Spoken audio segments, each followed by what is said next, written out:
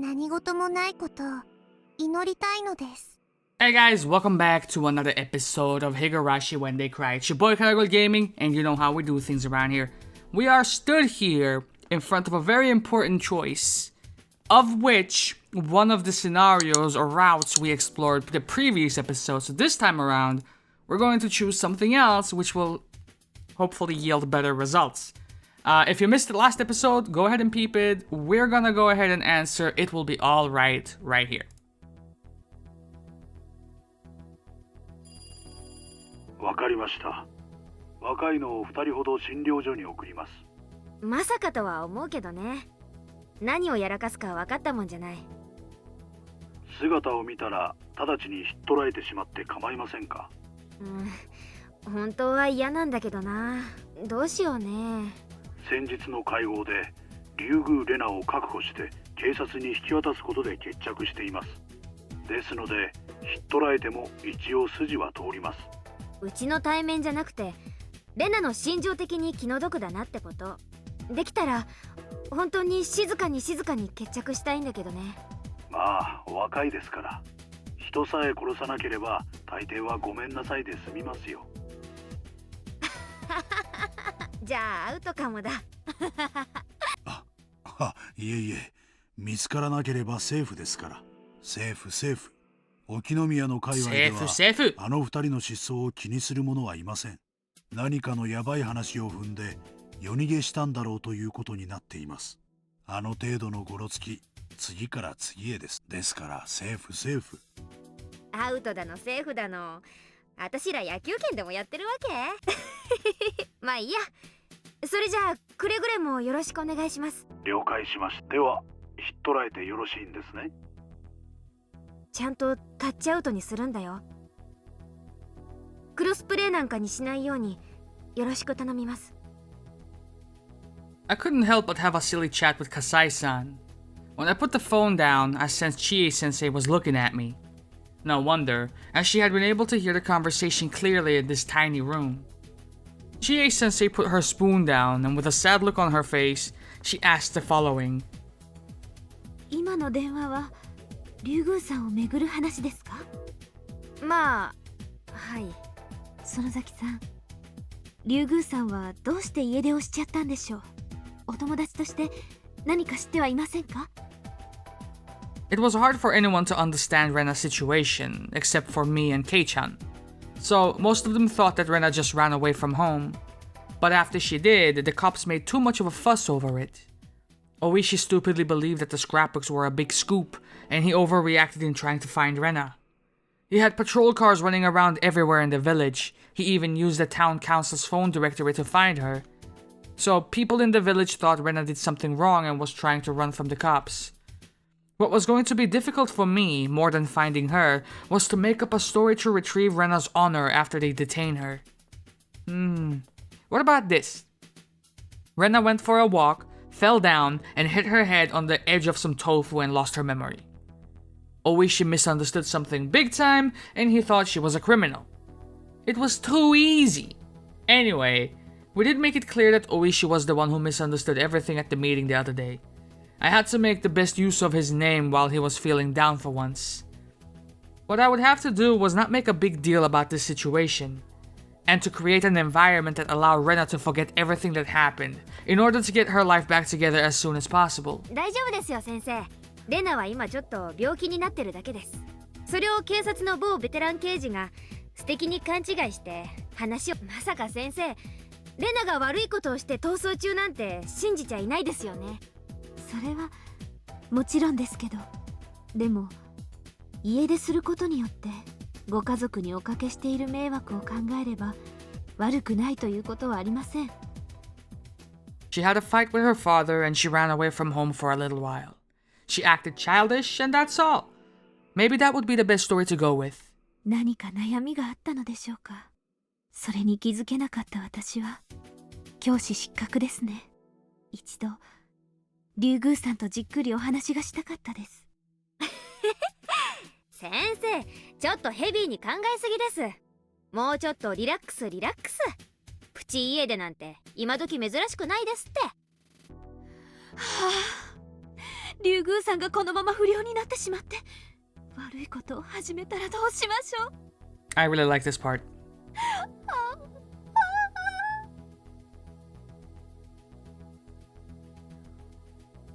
Ryugu-san becomes a bad kid. She does something bad and gets arrested by the police. It's her teacher's responsibility. I will be dishonorably discharged.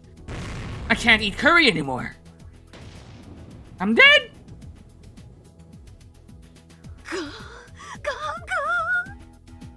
Chie-sensei seemed comically upset by her own imagination. It looked funny, so I decided to leave her alone. I made to leave the teacher's office to go back to the classroom, but right then, the phone rang. はい、もしもし、Hinamizawa文庫でございます。 Chie-sensei had to answer the phone all day because the principal was on a business trip. I exited to the hallway. Then, I heard the tone of her voice change. 今、どこにいるんですか? What? I yelled and looked back at her. It was probably Rena. She called the school. I tried to go back inside the teacher's office, but Chie-sensei gestured at me not to come in. Chie-sensei acknowledged what Rena was saying several times, and then looked up at the clock. わかりました。今からすぐ行き、先生との約束ですよ。 She only said that, put the phone down, and got her purse out of her locker. 院長、先生は休養ができました。しばらく表へ出ますので、みんなを自習させてください。 She took her car key out from her purse. It was obvious that she was going to see Rena somewhere. 先生、今の電話はレナ。以上です。よろしく頼みますよ、院長。 Chie-sensei completely ignored me and she routed out into the hallway. She ran into the schoolyard and got into her car. The moment her car left through the gates, I ran out to the schoolyard myself. I headed for the black car parked near the gate and knocked on the window. お疲れ様です。今のところ異常ありません。あー、違う。今出て行った先生の車を追って。多分、行く先にレナがいる。了解っす。レナは警戒心が強いから注意してね。捕まえたら有無を言わさずに本家放り込んで、葛西の指示に従うこと。私の友人だよ。怪我なんかさせたら許さないからね。Rena must have told Chie-sensei that she wanted to talk to her alone. I could tell that easily from the way she ignored my question. I did feel a little bad for ruining their promise, but it was very important that we caught her before she did something wrong. We could still make up an excuse that she was just wandering around because she had a fight with her father and ran away from home. But if she set fire to the clinic or something, there would be nothing I could do. The car made a rough U-turn on the gravel road and it chased after Chie-sensei's car at full speed. I watched the car until it was gone. All I could do now was to pray that this would be settled calmly. みんな午後の授業は自習になったよ。というわけで、おとなしく席について何かやること。自習? Mion ran up to me and spoke quietly.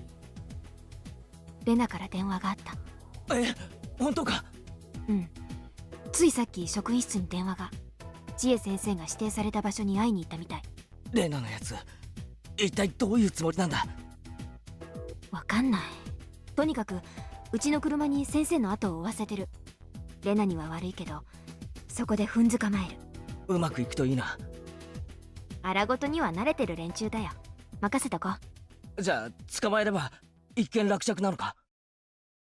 だね。そしたらとりあえず病院に放り込むよ。きっと専門の医者が見たら、なんだってくらいに典型的な何かの病気だよ、きっと。強迫性、心因性、ストレスなんたらとか、多分そんな感じのやつ。While we were spending our afternoon studying peacefully, the members of the Sonozaki family would capture Rena, who was waiting for Chie-sensei somewhere. The problem would be solved. It wasn't going to be easy after that, but I was sure that Mion would take good care of her. And in the end, everybody would understand that Rena just ran away from home because of a silly fight with her father. A happy ending. 一件落着でしょ? Mion winked at me. She looked like she already thought everything was over. But that just didn't sound right to me. I couldn't see any connection between Rena and Chie-sensei. It was hard to explain, but there was something wrong. I wasn't saying that they didn't get along. Rena was a good student, so Chie-sensei had a good relationship with her. But I just didn't understand what Rena wanted from Chie-sensei. While I was thinking about it, the door opened and one of our classmates came back from the bathroom. With Rena. Rena! みんな、起立起立。教室の真ん中に集まって。Everyone gasped in surprise. Even Chie-sensei couldn't make everybody go so quiet all of a sudden. Rena was gripping the shoulder of the student who came back from the bathroom. In her other hand, she had a big, scary-looking hatchet. It was the same one she had the other night. Everyone immediately understood that Rena had taken a hostage. みんな、聞こえてない？教室の真ん中に集まって。机は周りにどけちゃってね。Nobody grasped what she was asking us to do. We all froze. Rena was the only one who was smiling. It was terrifying. みーちゃん、委員長でしょ？みんなに指示して。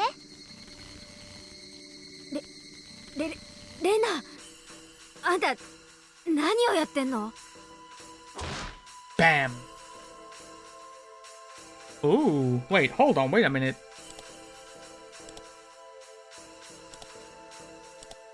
Huh. A loud noise washed out Mion's voice. Rena hit the teacher's desk really hard with her hatchet. She pulled out the hatchet, making an ominous ripping noise. Let's see how this one is. Oh, nothing has changed. Huh. There was now a line of violence carved plainly into the desk. Uh-oh. She broke it. Chie-sensei is going to get mad when she comes back. No, that wasn't it. What the fuck? みーちゃんはやっぱりダメだね。じゃあケイチくんに頼むよ。ケイチくんだけは最後まで私の仲間なんだよね。だから信じていいんだよね。Rena, your eyes. You look so scary. I've never seen eyes like that in my life. Your eyes are full of insanity. Why are people afraid of insanity? What? Stop questioning that right now, bro. Insanity means that a person doesn't share the same values and the same common sense as us. For example, say a thief breaks into your house and he ties you up. You will get scared and wonder if he's going to stab you before he leaves. But you hope that the thief has feelings too and that he's not going to kill you for no reason. No matter how bad the person is, we tend to believe in his goodwill as long as we share the same values, and the same common sense, and the same morals as him. But we can't expect goodwill from somebody who doesn't have those things. We can't expect goodwill from a person who doesn't communicate with us. When a burglar has a knife and you beg him not to hurt you, you expect him to listen to you and show you mercy. In other words, you can still communicate with him. But if he doesn't have the ability to communicate, he's just like a monster that's trying to attack you, or like the blade of a guillotine that's falling down on you. You fear him because you can't communicate with him. That's insanity. It was the same fear we were feeling towards Rena at that very moment. She looked like a human like the rest of us, but there was no room for her to communicate with us like a normal person could do. Everybody understood that fear instinctively. ケイチくん、机をどけさせて、教室の真ん中に広場を作って。わかった。みんな、レナが言うのに従おう。Rena was like a barrel of gunpowder at that moment. She seemed really calm and quiet, but she could explode any minute. When she did, I doubt she would show us any mercy. She probably wouldn't hesitate to use that hatchet on us. That's right. Just like how I didn't feel guilty or hesitate to kill Rena and Mion. Everybody went all quiet while pushing their desks against the wall to make a space where Rena wanted it. Rena, seeing that we're moving too slow, hit the blackboard with the hatchet, making a horrible noise. Every time she did that, she left an equally horrible scar to the blackboard. The thing we looked at the most in the school. じゃあケイチくん、みんなのロッカーから縄跳びを出してもらえるかな。それを使ってみんなを後ろ手で縛ってね。俺、縛るのとか下手くそなんだよ。多分上手に縛れないぞ。後でちゃんと縛れているか全員のを調べる。ゆるい人はその場で殺しちゃうからしっかり縛ってあげてね。We were still fucking kids, man. We saw the word kill all the time. It was used a lot in comic books and cartoons after all, so normally you would assume that we'd be used to hearing the word kill. But when Rena said she would kill us, it sounded so frightening. I had never heard something like that before in my life. To Rena, our lives were like cards she could use for negotiation. She would get rid of one card every time somebody refused her request. Get rid of? Damn it! Why did we have to use such scary words like get rid of for simple things like playing cards? Anyway, there were about 20 students in the class. That was a little bit too many for Rena to handle. She might get rid of one or two just to set an example. I decided to do what Rena said because I didn't want her to lose her temper. I got everybody's jump ropes from their lockers. じゃあみんな床にうつ伏せになってね。ケイチ君は後ろ手にどんどん縛っていって。きっちり縛るんだよ。ケイチ君は私の味方だもん。だからわざと緩くなんか縛ったりしないね。Mion tried to make eye contact with me. If everybody was tied down, we wouldn't be able to stop her from occupying the school. There were more than 20 students in this class. Half of them were boys, but most of them were smaller than Rena. But there were enough people here to overpower her. But if we did that, Rena would probably hit her hostage with the hatchet. And she would use the hatchet to attack the rest of us without hesitation. It would be a bloody battle. I'm sure somebody would get hurt if we tried to overpower her. The hostage would be seriously injured, or maybe even die. If that happened, it was over. No matter how hard we tried to cover up, she would never be able to live peacefully like before. Mion seemed to understand that too. I could tell from Rena's eyes that she wasn't going to go easy on us. If somebody showed defiance, she would break the hostage's head open immediately. Of course, Rena had done that before. She would probably do it again with no hesitation. But as long as we did what she said, we could prevent that bloody tragedy. If we could somehow solve the situation without shedding any blood, with Mion's influence, we might still be able to pretend that this never happened. At the least, we had to make sure she didn't kill anyone. 従おう。ケイちゃん。 Mion tried to think of ways to overpower Rena, but she couldn't come up with any good ideas to save the hostage. That's how easy it would be for Rena to kill them. The best thing to do at the time was to wait for a chance without agitating her further. Mion lay down on the floor and everyone else followed suit, sluggish with terror. And I was left alone, standing rooted to the spot with jump ropes in my hands. All my classmates were lying face down on the floor, while Rena was pointing the hatchet at the hostage, watching our every move from behind the teacher's desk. I just stood frozen in the middle of it all. ケイチ君にはまだまだ手伝ってもらうことがたくさんあるの。だから早くして。あんまり時間がかかると何人かが死んでしまうかもしれない。Some of the little kids started crying when they heard the word die. 大丈夫だよみん。ケイチ君がきっと助けてくれるから。だからきっと。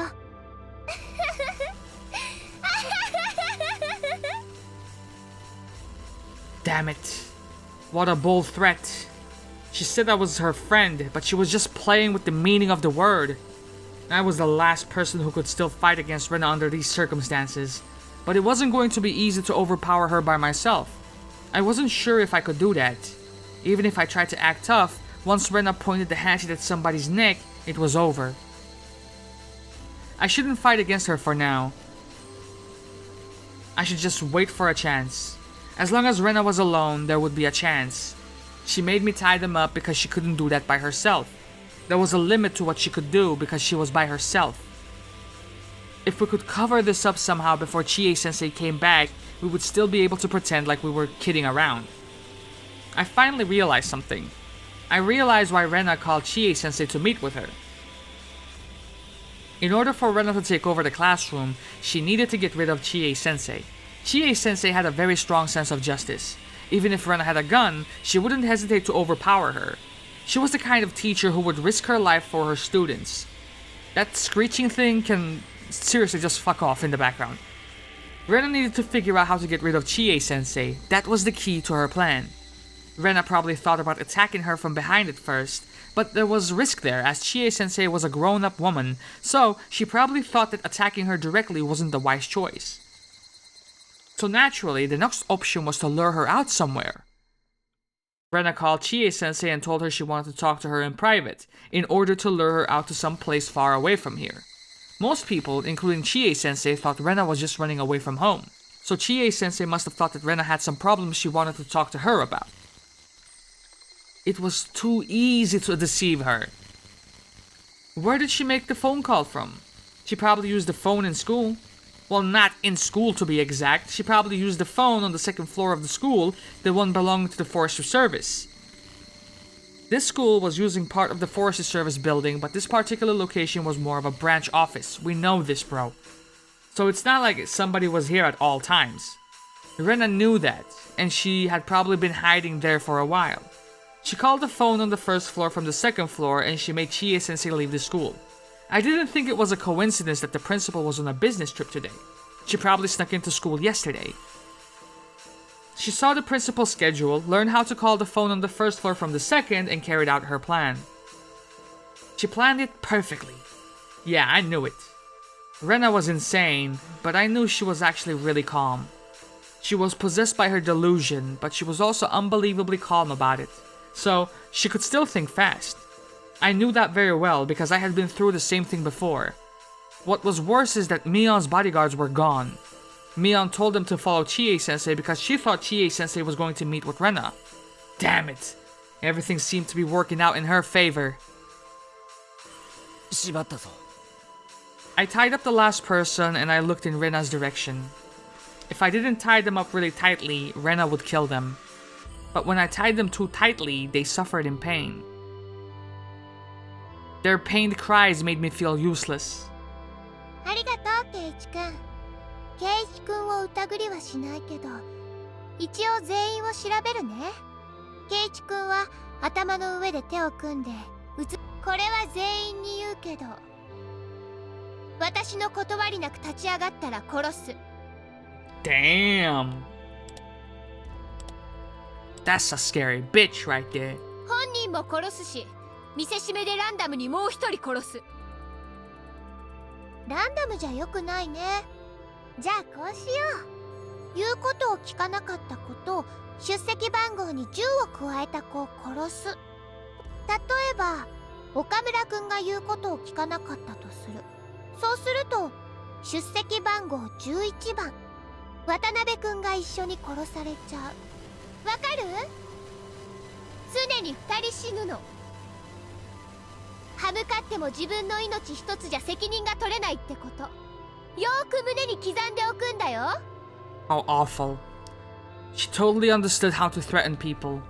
Normally, you stand against an attacker at your own risk. If you fail, you're going to die. But if you were responsible for someone else, you couldn't try to resist. You can't risk somebody's life with your own decisions. 全員ちゃんと縛れてるね。ケイチくん、縛るの下手くそって言ってたけど、結構うまいよ。自信持っていいよ。じゃあ、ケイチくんは立って。It was too late to fight back. I followed her orders. I just had to wait for a chance. We could still turn this into some kind of a bad joke. I had to do something.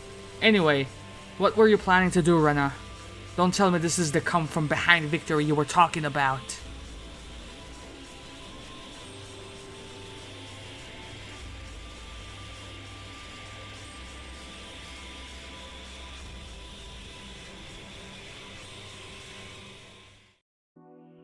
PS より全社へ。沖宮 PS より全社へ。Hinamizawa 営林署にて籠城事件発生。人質多数。全社は至急Hinamizawa 営林署へ向かわれとし。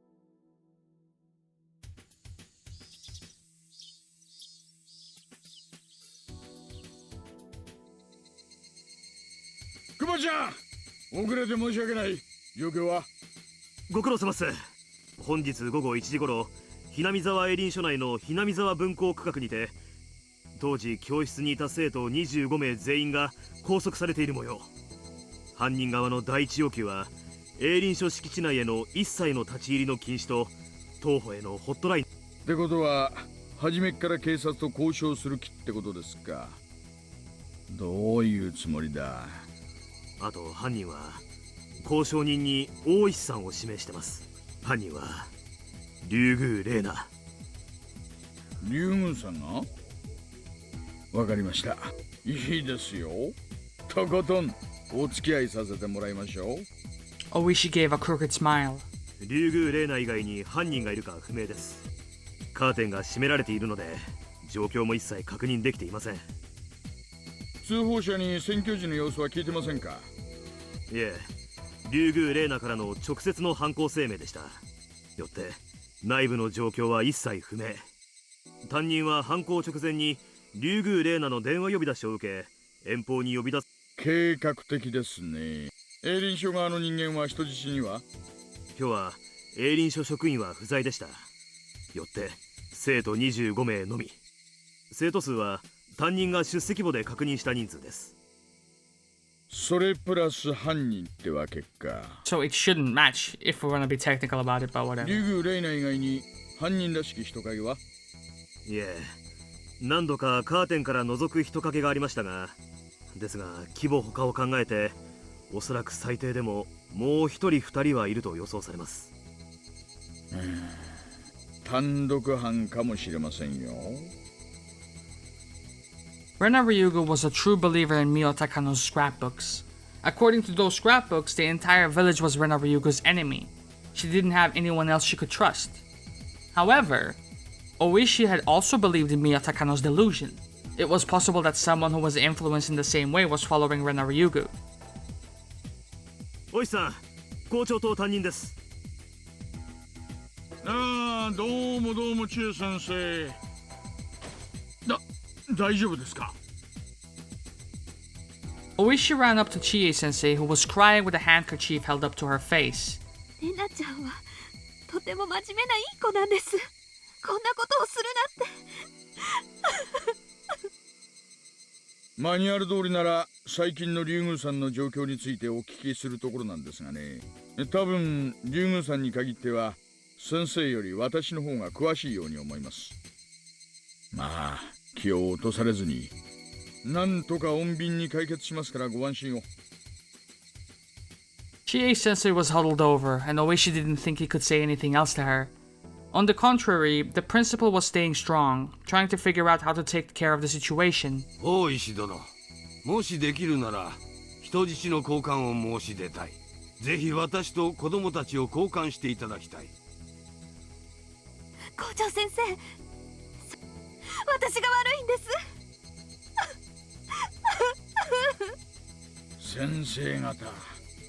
先生方には校内の状況についていろいろとお聞きしたいことがありますので、ご協力を。ボンジ君、図面の方で話を聞いてあげてください。失礼します。1号車の無線に高杉課長です。はいはい、もしもし、大石です。大石さん、ご苦労さん。状況の大体は熊谷君に聞いたよ。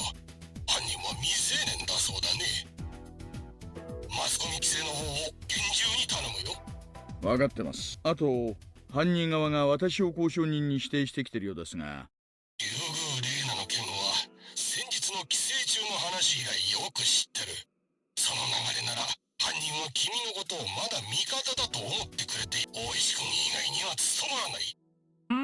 くれぐれもよろしく。本当はすっごく嫌なんですがね。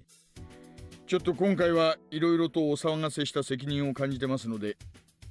おいさん、車載電話に犯人です。早速ご指名の電話が来ました。早速出ることにします。ありがとう。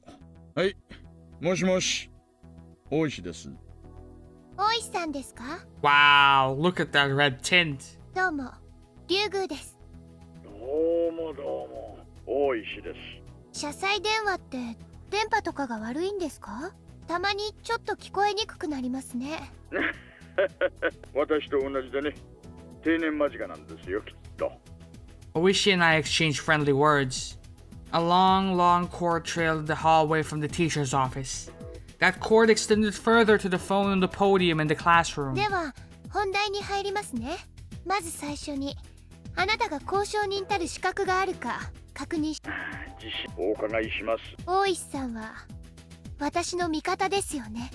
当然じゃないですか。あなたと私で園崎家の陰謀を暴こうじゃないですか。 Oishi answered without hesitation. Was he still my ally? Or was this sly detective just saying what I wanted to hear? Either way, I only had Oishi to depend on. If I couldn't trust him, I was stuck. There would be nothing else I could do. 圭一くんも一時期は私が言ってることを信じてくれなかったんだよね。でも今は信じるでしょ。 Keiichi-kun was sitting on the floor facing away from me with his head resting in his hands. 今はもう私の仲間で味方だもんね。ああ、そうだ。Rena Ryugu asked Keiichi Maibara if he was her comrade, but I couldn't hear his voice. Was she trying to tell me that Keiichi Maibara was still alive, or that he was being forced to obey her because of the hostages? 前原さんも竜宮さんの味方なんですね。心強いことです。でもあなたも一時期前原さんを少し疑われていたじゃないですか。うん、モデルガンの事件を聞いてなんて人だろうって思った。でも過去の事件で今を見損なっちゃいけない。それらを踏み台にしてとてもいいことを言いますね。まさにその通りです。だから私たちは許し合ったの。だから圭一くんのことを私はもう疑わない。圭一くんは仲間。わかりました。ならばそれは私にとっても圭一くんは仲間ということですね。圭一くんに私がよろしくと言ってると伝えてください。うん、後で言っておきます。圭一くんにも新しい仲間としてご挨拶がしたいです。受話器に出てもらうことはできますか？ The conversation stopped suddenly. That made me nervous. Did I say something wrong? うん、いいよ。圭一くん、大石さんから電話だよ。I heard some rattling and rustling on the other side of the phone. もしもし、前原です。He sounded monotone. Unable to disobey, Keiichi Maibara must have been pretending to follow Rena Ryugu's orders. どうもどうも、前原さん、沖宮署の大石です。この度はお世話になります。お互い頑張りましょう。はい、よろしくお願いします。竜宮さんは今何をしてますか？教室の中を歩いてますよ。前原さん、イエスならはい、ノーなら A と相槌を打ってください。Clever. あなたは竜宮さんが何を要求しようとしてるか。That answer told me for sure. Keiichi Maibara wasn't Rena Ryugu's accomplice. There was no way Rena wouldn't tell her accomplice what she wanted after planning a hostage situation like this. How would he help someone who wouldn't even tell him what she wanted? 担当直入にお聞きします。あなたは竜宮レナの味方？いえいえ、質問を変えます。Oh, come on. あなたは竜宮レナに脅迫されて従っているふりをしている。Actually, it's a weird situation. It's yes and yes. はい。 There you go. The other guys in the car listening in on our conversation raised their fists in victory. 犯人は竜宮レナの一人だけ？ Yes. はい。 If she was the only suspect, then we could respond appropriately. I guess nobody else believed in Takano's scrapbooks. If so, my being fooled was even more embarrassing. As I thought about my next question, I heard the phone being taken away from Keiichi. Rena came back to the line. ね？ Rena came back on the line. 圭一くんは味方でしょ？ねえ、そうでした。とても頼もしいですよ。で、今度は大石さんが話してくれる番。前の電話で約束した園崎家関係への一斉捜査はどうですか？秘密の研究施設は発見できましたか？ I had to decide on what to say. Should I tell her we conducted the raids or not? If you give me a selection, I'm gonna pick the wrong one. Maybe she already knew we didn't raid and she was just testing me. 今ですね、県警の防隊と公安部で一斉捜査作戦を準備中なんです。何しろ市内全域を一斉にやりますからね。遅すぎる！大石さん、私たちは今、獅子骨氏が置かれている緊急的危機についてよく理解し合っているんじゃなかったでしたっけ？何をのんびりとして。大石さん、本当に私の話を信じてくれているんですよね？私の味方なんですよね？味方ですよね？答えてください。もちろんですとも。ですが警察組織ってやつは簡単じゃないんです。私も最大限努力をしてるんですよ。ただですね、やはり話の規模があまりに大きすぎるもので。大石さん、私、奴らにどこかで毒を盛られました。富武さんにあの異常な死に方を強いたあれをどこかで盛られたんです。昨日から痒くて仕方がない。もう私、首をかきむしりすぎて血まみれ。いつ錯乱して喉をかき破ってしまうかもわからないというのに、大石さんは何をもたもたと。 I knew it. Oishi did not realize how dire the situation was. He understood there was some kind of conspiracy in Hinamizawa, but he didn't realize how soon their plan was going to be executed. Besides, I was already feeling itchy all over my body and was bound to soon die the same way as Tomitake-san. 申し訳ないです。これでも頑張っているんです。ただですね、みんな言うんですよ。証拠はないのかと。証拠があればすぐに動いてくれるんですか？ Mio-san's scrapbooks. Maybe that was what I would need to convince the police. I was afraid someone would destroy the evidence if I handed them over to Oishi-san, so I kept them with me. But I didn't have much longer to live. I might not even make it until tomorrow morning. That's right, I might be dead before tomorrow. I would die tonight. わかりました。ミオさんのスクラップ帳をお渡しします。それでどうか他の警察の人たちを一刻も早く説得してください。助かります。そのスクラップ帳をぜひ。I looked through my backpack, which was lying by my feet. Mio-san's scrapbooks were in there. これは私たちの切り札です。大石さん、くれぐれも、いや、絶対によろしくお願いします。わかりました。信頼してください。必ずや奴らの陰謀を暴いてみせます。でも、まあ多分警察も組織だからそうなんだろうなとは思ってたんです。だからちょっと強引なやり方だけど、大石さんは私に要求されて仕方なくやっているという言い訳ができるはず。なんとかこのチャンスを有効に生かしてください。ありがとうございます。必ずや。ではどうしましょう。私が受け取りに参りましょうか。I knew she wouldn't let me into the classroom. She was still cautious.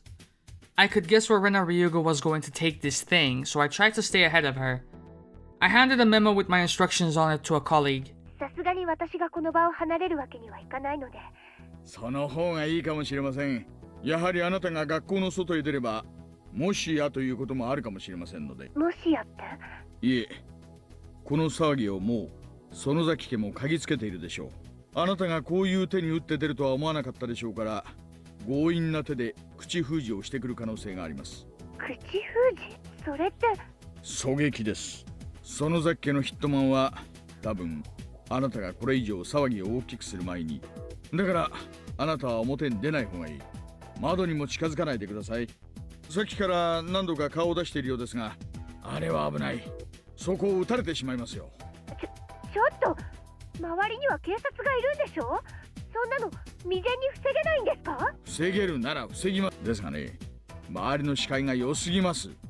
訓練を受けたものなら400メートルくらいはやすやすと狙撃するそうです。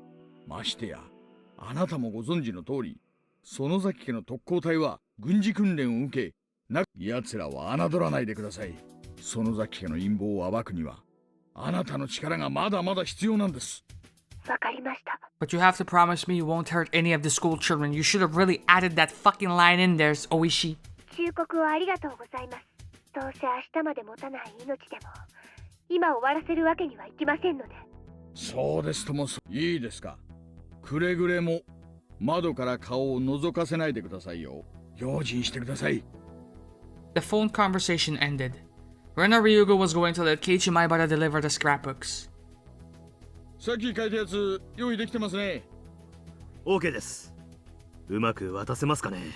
狙撃されるかもしれないと脅して外を覗かせないようにしたつもりです。でもまあ見てるでしょうね。そこはうまくやります。 I roughly understood what was going on from the phone conversation. じゃあケイチくん、これとても大切なスクラップ帳。園崎家の陰謀と奴らの侵略の証拠を暴く証拠。大石さんに渡してきてね。渡したらすぐに戻ってくるんだよ。見てるからね。変なことをしたら怒るからね。Rena took out a couple of old scrapbooks from her backpack and gave them to me. Then she cast a sidelong glance at me on. みーちゃんにも後で話すよ。みーちゃんの家がどれほど恐ろしい陰謀を企んでいるかをね。ひょっとするともう知ってるのかもしれないけどね。じゃあケイチくん、校庭の真ん中まででいいよ。余計な立ち話とかしちゃダメ。ケイチくんは持っていくだけだから無言でいいや。おしゃべり禁止だからね。おしゃべりしたら千恵先生なら T 定規で叩くけど、私ならなんで叩いちゃおうかな。分かってるよ。無言で持っていくからそのナタを下ろせ。俺はレナの仲間だろ。仲間だったら信用しな。そうだね。仲間だから信用するよ。だから裏切らないでね。 Rena's eyes were telling me clearly. They were telling me she didn't trust me. But even in this state, she also knew she wouldn't distrust her friends. Therefore, although she couldn't trust me, she was pretending to. And that was why she didn't tie me up. じゃあ行ってくる。すぐ戻るよ。よろしくね。I walked past my friends who were lying down on the floor and headed to the exit. I saw some of their faces as I passed. Some were fearful. Some were sure that I would use my opportunity to run. And some were scared that they would die if I did. Don't worry, guys. I won't let her touch any of you. If Rena tries to do something, I will stop her even if I have to risk my own life. Anyway, I would do whatever it took to ensure that nobody died. I had to make sure that Rena didn't get angry. I would just have to wait for the right moment. I went down to the school entrance and changed my shoes, then unlocked the door and stepped outside. I felt the fresh air on my skin. I saw the lights from the police cars. I could feel all the policemen looking at me. As soon as I was in the schoolyard, a little voice tried to tempt me. I was free from Rena now. If I ran off the school grounds, I would be free. What was I thinking? If I did something like that, Rena would go crazy and who knows what else she would do. The important thing here wasn't my safety. It was to make sure that Rena didn't kill anyone. I saw a big man coming toward me from the school gate. That was probably Oishi-san. 前原圭一さんですね。どうもどうも。沖宮市の大石です。クラちゃんと呼んでくださっても。すみません。レナから何も喋らずにこれを渡せって言われてます。だから無言でこれを受け取ってください。わかりました。それが問題のスクラップ帳ですね。お預かりします。I tried to hand the scrapbooks to Oishi-san, but he stepped aside a little. Eh? Confused as to what he was doing, I changed my position and handed them to him again. He took them that time. And at that point, Oishi put something that was under his jacket into my pocket. 大丈夫です。校舎はあなたの背中ですから、竜宮さんが窓から見てたとしても、今のやりとりは見えていません。何なんですかこれは。I couldn't look into my pocket because I didn't want Rena to suspect anything, but whatever it was pretty heavy for its size. あなたへのメモもあります。教室へ戻る途中で竜宮さんに見つからないようにこっそり読んでください。では、これ以上は不信がられます。I just followed his directions. I was worried that Rena had begun to suspect something. When I looked at the classroom, the curtains were closed, but that didn't mean she wasn't peeking out through a crack. I went back to the entrance and locked the door. If Rena checked and found the door unlocked, it could cause more trouble. Rena was in the classroom. There was no way she would come down this way. She was alone. If she left the classroom, everyone would get up and run. They couldn't run because Rena was there, but they were all waiting for their chance. The entrance then was Rena's blind spot. As I changed my shoes, I quickly removed what Oishi-san had put into my pocket. There was a radio with an earpiece? I'm wired now. And something else that looked like a short police baton. Damn, how big are my pockets? There was also a folded piece of paper. I opened the piece of paper and saw a note written in a small print. Dear Maibara-kun, please hide the bug in your pocket. It picks up even a low voice, so you can use it to get in touch with me. By using the earphone, you can hear me in return. There is also a spray for self-protection. It sprays as far as 1 meter. Make sure you aim for the face. This must be the spray. I guess it's safe to try it here? I held down the button and gas sprayed out from the nozzle. Compared to Rena's hatchet, this required some caution, but it was small enough to fit inside of my hand. It was reassuring that I could hide it so easily.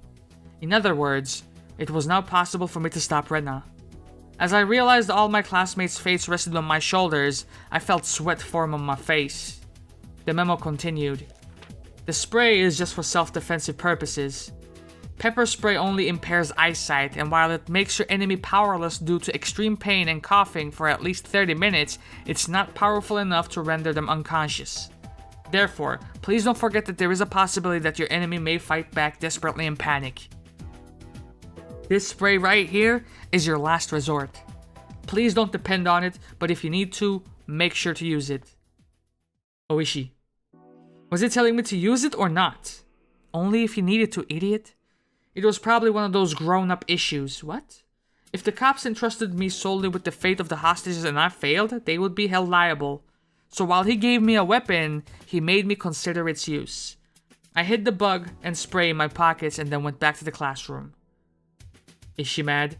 I felt a little dizzy, maybe because I was nervous. I was simply following Rena's orders because I had no other choice. That was why I wasn't scared. But things were different from before. I had a weapon.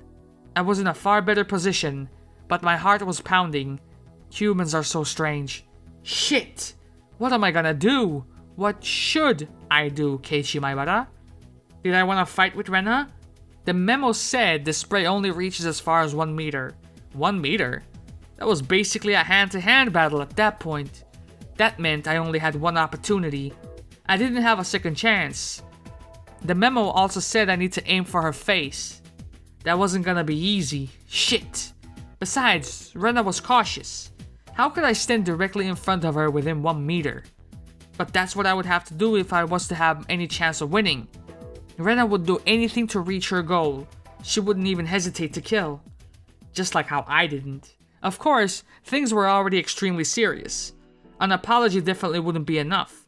But at least there hadn't been any casualties. The more time passed, the more irritated Rena would get.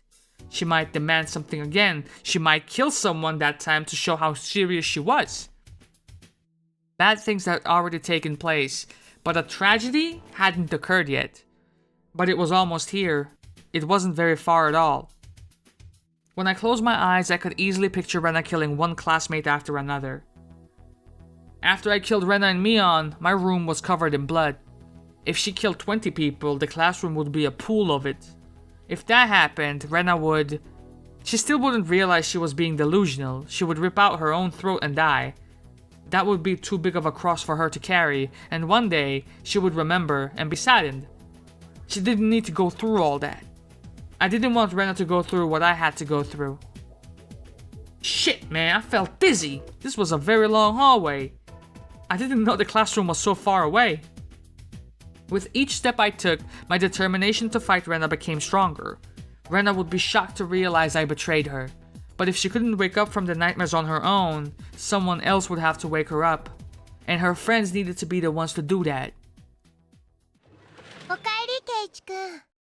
大石さん、何か言ってた？なんだ？ Gasoline? As soon as I stepped into the classroom, I smelled something. Everyone had moved to one corner of the room. Uh-oh. Did she kill someone? The smell reminded me of a gas station. Was it gasoline? I saw a red gasoline container by Rena's feet. The cap was open. It was seemingly sturdy and made of metal. It said gasoline on the side, written in felt marker. She must have spread it across the entire classroom. The smell was almost giving me a headache. Nah, it wasn't just in the classroom. The classmates were soaked in gasoline too. How could she? I see. This was just like a hijacker holding a bomb. If the police were to rush in, she would burn the hostages. I didn't know where she got it, but she had a lighter in her left hand. レナ、これはどういう真似だよ。もちろんやらないよ。万が一の時の保険なの。私だって大好きなみんなのバーベキューなんてだから冗談で済んでほしいって思ってる。Rena showed off the lighter. Obviously, she was trying to threaten me. I've heard about people committing suicide by setting themselves on fire. They pour gasoline on themselves and light it ablaze. You might think that if it was extinguished right away, it wouldn't be that bad. But human skin is supposedly very delicate, and they say that even if 30% of a person's skin gets burned, it's enough to be fatal. If it was your entire body, it would result in death for sure. I had been put in a disadvantageous position. My weapon might take Rena's sight, but I couldn't stop her from using the lighter. She would probably use it the moment she was attacked. I didn't know if she realized it, but the kind of lighter she had would keep burning until the lid was closed. Therefore, all she would have to do was light it and drop it on the floor. In other words, she had a Zippo. My spray can wouldn't make Rena's powerless at all. The last resort Oishi-san gave me had already lost all its power. 保険なんて大丈夫だろう。大石さんはスクラップ帳があればきっと警察を納得させられる。そうなればあとは一斉捜査で奴らの陰謀が暴ける。そうなんだろう。あのスクラップ帳だけで本当に動いてくれるかな。お役所ってのはお尻の重いところだそうだからね。Rena was thinking that if she didn't see any progress with the scrapbooks, she would pressure the police by letting them know about the gasoline. とりあえずは大石さんを信じよう。あとは家宝を待つだけだろう。そうだね。じゃあさっきの話の続きをするかな。それでね、その寄生虫は長い時間を経るうちに、でもそれでは面白くない人たちがいた。それがHinamizawa御三家なの。だから彼らは。Rena was simply telling everyone what she had heard from Takano-san. I started mumbling so I could let Oishi-san know what was going on. すごい匂いだよな。ガソリンをポリタンク丸々ぶちまけるとすごいもんだ。I was pretending to mumble to myself, so I could only say it very quietly. I wished I could say it louder, but that was probably impossible. I wasn't sure if Oishi-san could hear me. I thought of an idea to find out whether or not they could hear me. 車のクラクション聞きたいな。クマちゃん、クラクション一発。Kumagai honked once quickly. ガソリンとは参ったっすね。これでさっきからなんとなく感じてた匂いの正体が分かりました。多分この後の要求を押し通すための切り札にするつもりでしょうね。クマちゃん、普通の若い子がポリタンクって言い方をしたら18リットル入りのあれですよね。さあ、多分。小宮山君、営林署の人まだ返してないですよね。ちょっと呼んでもらえます？なるほどね。警官官にはちゃんとガソリンと明記してあると、灯油のポリタンクにも灯油とちゃんと書いてある？はい。中身を間違えたら大変ですから、すべての燃料容器にはちゃんと明記してあります。Not too many people know this, but regular portable tanks can't hold gasoline. Gasoline, while common, is extremely flammable, and it can be lit even with static electricity. Therefore, gasoline must be kept in special metal containers. Those are called carrying cans. じゃあ前原さんがガソリンって言ったのは間違いなくガソリンなわけだ。携行缶は何リットルのサイズのがあったんですか？18リットル用と5リットル用の。5リットル用って多分平たい形をしたやつですよね。ええ、真っ赤で平たくてこう取っ手がついています。前原圭一はポリタンクという言い方をしましたね。18リットルの方でしょうか。あるいは見慣れない形だったんで、とりあえず適当な言葉が思いつかず、でもどのみち本当にガソリンだとしたらかなり危険なことになります。 Gasoline burns when lit. But what's an even bigger threat than liquid gasoline are the fumes. When gasoline fumes are lit on fire, they explode. Also, gasoline evaporates easily. Even at freezing temperature, it evaporates. And so, in other words, inside the closed classroom, the fumes would fill the entire space. The classroom would then become a bomb itself. クマちゃん、危険物第4類とかわかる？いえ、気化ガソリンが危険だってことは理解してるんですが、詳しいことまでは。18リットルと5リットルで最悪の場合どの程度規模が違うか調べときたいな。そうだ、ジジイに聞いてみよう。すいません、署に連絡して鑑識のじい様がいるか聞いてみてください。おお、話は聞いちょるぞい。犯人に直接リーチ一発振り込みドカーンってところじゃの。Oh, it's mahjong terms. 裏まで乗っちゃって大変なことになってます。そのドカンってのは実に笑えないですな。ところですいません、危険物の第4種はお持ちで？おつよんかここにいる人間全員足せば公主じゃぞい。どうした？ガソリンでも巻いて籠城しとるんか？まさにそのようです。人質の一人に盗聴器を持たせてるんですが、どうも犯人は教室内にガソリンを撒いたようなんです。ただ撒いた量が18リットル缶か5リットル缶かは分かりません。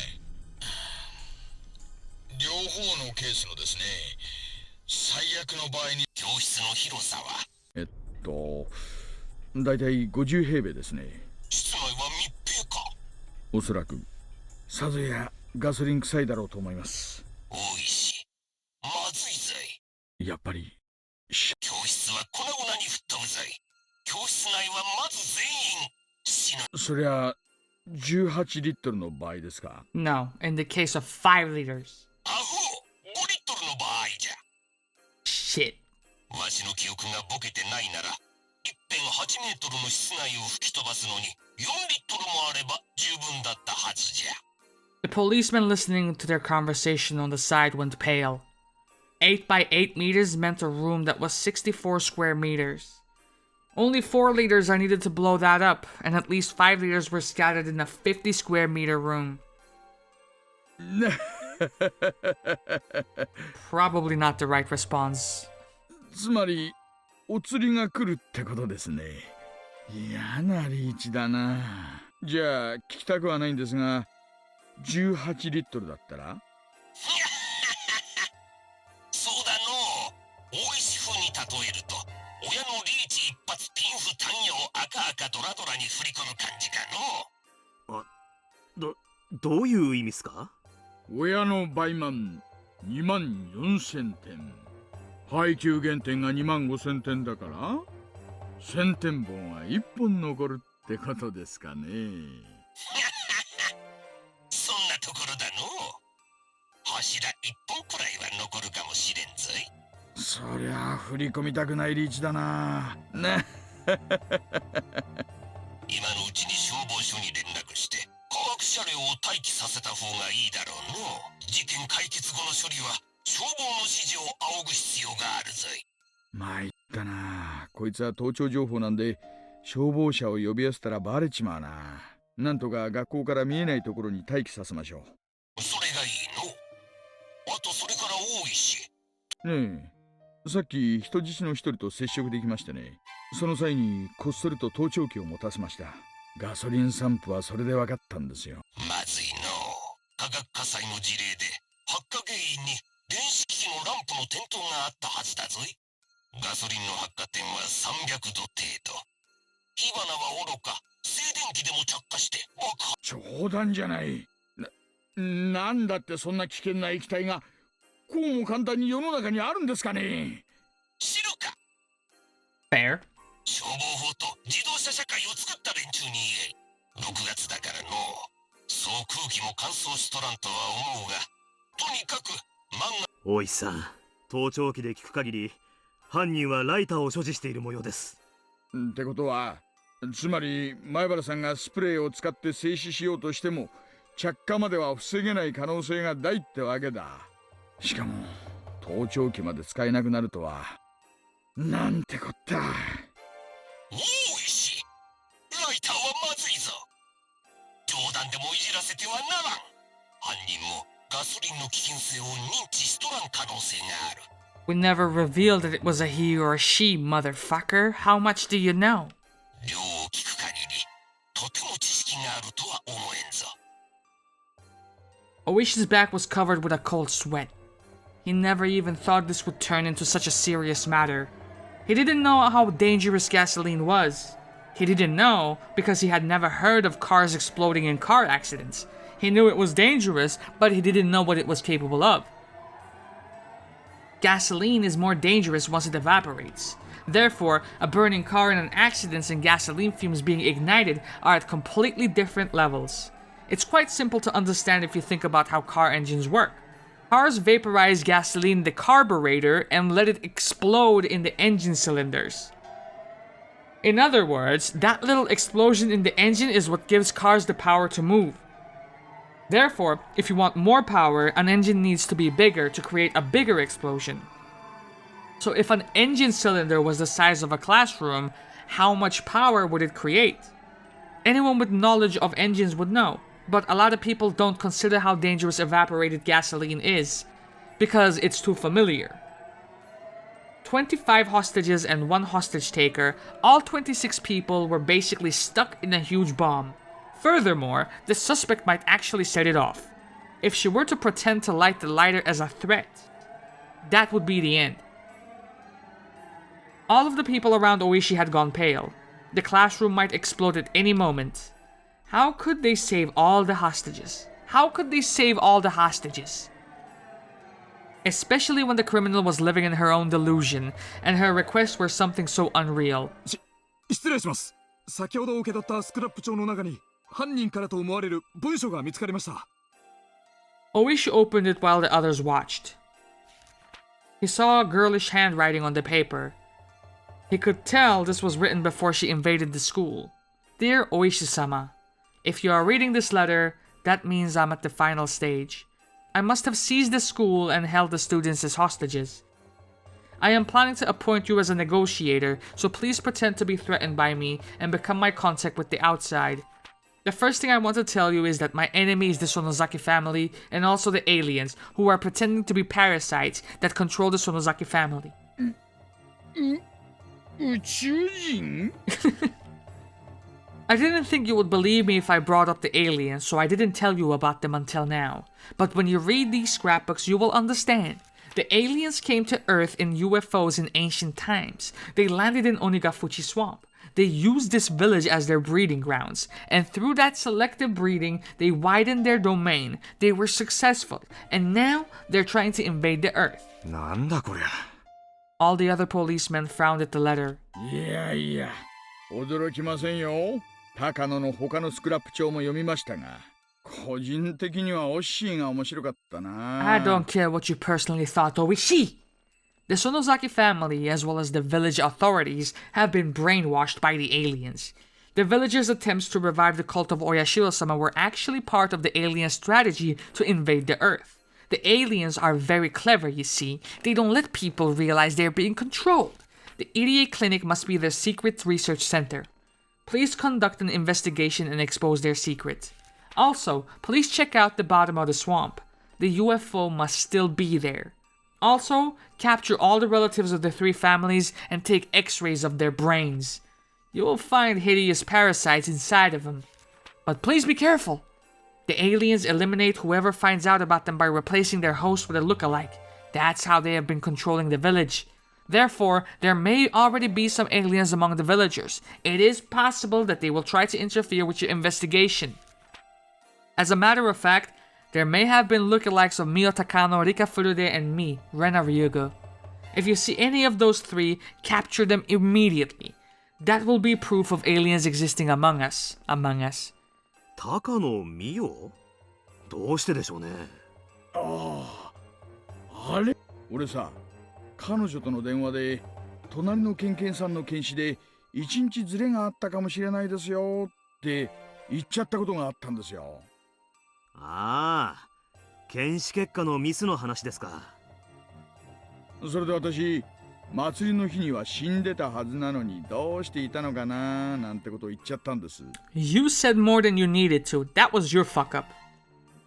それをこういう風に解釈するとはな。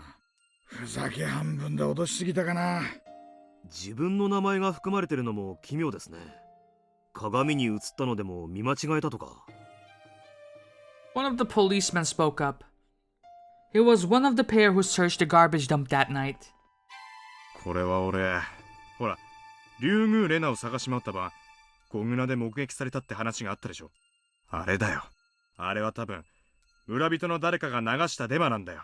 で、それを本人がどこかで聞いて、自分がもう一人いるように錯覚した。くそったれ。ノストラダムスだっけ？あれの大予言と同じですね。何が起こっても予言に含まれるように解釈しちまう。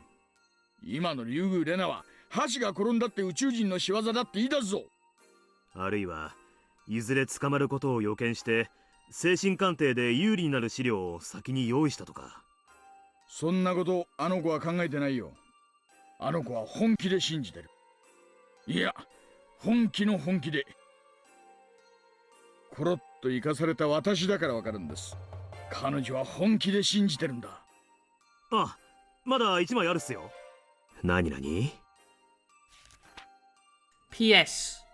I was poisoned yesterday with the same stuff that killed Tomitake-san. I've been scratching my throat since then. I will probably have clawed my throat open by tomorrow. If you can find the antidote when you investigate the idiot clinic, please bring it to me. これはですね。本気で宇宙人の話を真に受けてるなら解毒剤だと言えばうまく騙せるかも。But you may not find the antidote, or maybe it will be too late by the time you do. Therefore, considering the time I have left, I will set 7 p.m. tonight as the deadline. If an investigation does not take place and the antidote doesn't arrive by 7 p.m., I will choose to die with all the hostages by lighting the gasoline instead. 19時？今何時だ？18時前です。 Days are long nowadays, man. It doesn't get dark even in the evenings. It will probably start to get dark around 7 p.m. あと1時間か。いや、1時間を待たずに火遊びで大爆発するかも。くそ、どうすりゃいい。何が地球侵略と戦うだ。それに人質を巻き込むなんてめちゃくちゃなんです。今の彼女にはまともな交渉なんか通用しない。しかも本人は冷静だと思ってる分だけタチが悪い。おいさん、それより次の文章。何？ I'm planning to spread gasoline throughout the classroom. I'm sure you realize how dangerous that is. If anyone suggests storming into the room, please tell them exactly how bad of an idea that would be. Also, the hostages are anchored down by U-shaped bike locks. Even if those alien policemen rushed in and killed me, they would have to cut each lock. But if you tried cutting them, you might create sparks. Therefore, you would need to completely ventilate the room first. In other words, it will take an extremely long time to rescue all the hostages from the classroom. Actually, I have a different explosive system set up other than the gasoline I spread. It's a very simple time bomb using gasoline and a kitchen timer. The kitchen timer provides electricity at a set time. I ripped the tip off its plug so it will create enough sparks to ignite the gasoline. I've already set the timer to 7 p.m. Even if I'm not around, there will be an explosion at that time. If the classroom isn't ventilated by that time, it will explode too. I'm sorry to ask you like this, Oishi-san, but please help me so that we can avoid a tragedy. Please let the three families know that Mion Sonozaki, the successor to the head of the Sonozaki family, and Rika Furude, a mascot for the cult of Oyashiro-sama, are in this classroom. If anyone from the three families helps you, I'm sure their conspiracy will be exposed by tonight. The alien invasion is going to happen very soon. Please get going quickly. To my ally, Oishi-san. Rena Ryuga. Oishi threw the scrapbooks to the ground. そったり何が味方だ。キッチンタイマーって目覚まし時計みたいなもんですか？ああ、昔の炊飯器とかにはタイマーがついてないものも多かったんですよ。 Okay, now is not time for an educational explanation, alright? Time is of the essence. それでね、コンセント穴のついたキッチンタイマーって名前の目覚まし時計がありましてね。そのコンセントに炊飯器を挿しておけば、仕掛けた時刻に自動的に電源が供給されて、指定時。へえ、そりゃ便利そうですね。I'm glad you're impressed, but listen. 確かにそれを流用すれば、次元発火装置なんて簡単にでっち上げられる。キッチンタイマーってあたりが女の子っぽくて、なんだか複雑だな。alright. 電力会社に頼んで電力を落とすとかはどうすかね。コード式なら電力がなければ無力化できます。ああ、でもダメか。教室が真っ暗になるのと同時にライターをつけるに決まってますよね。やっぱり解毒剤の線をついて指向性の睡眠薬でも与えますか。指向性ですよ。多分自身に使う前に人質に試すはずです。注意してください。了解です。手配します。あと前原さんともう一度話したいな。竜宮レナが間違ってライターをいじらないようにうまくなだめてもらわないと。And to turn off the device. あと盗聴器もオフにさせないといけません。盗聴器はどう？面白いことは拾いましたか？犯人が人質に危害を加えている模様です。なんてこった。どうも園崎ミオンに対してのようです。Oh shit. やめろレナ。Rena kept hitting Mion, who had her hands tied behind her back. Rena wasn't using her fist, but instead the handle of her hatchet. ケイイチ君はそこの壁から動かない約束だよ。動いたらレナも怒るんだからね。Rena's gaze intimidated me. Her eyes were full of madness. I could feel Rena's emotions boiling over on the inside. If I opposed her, she would easily cut Mion's arm off.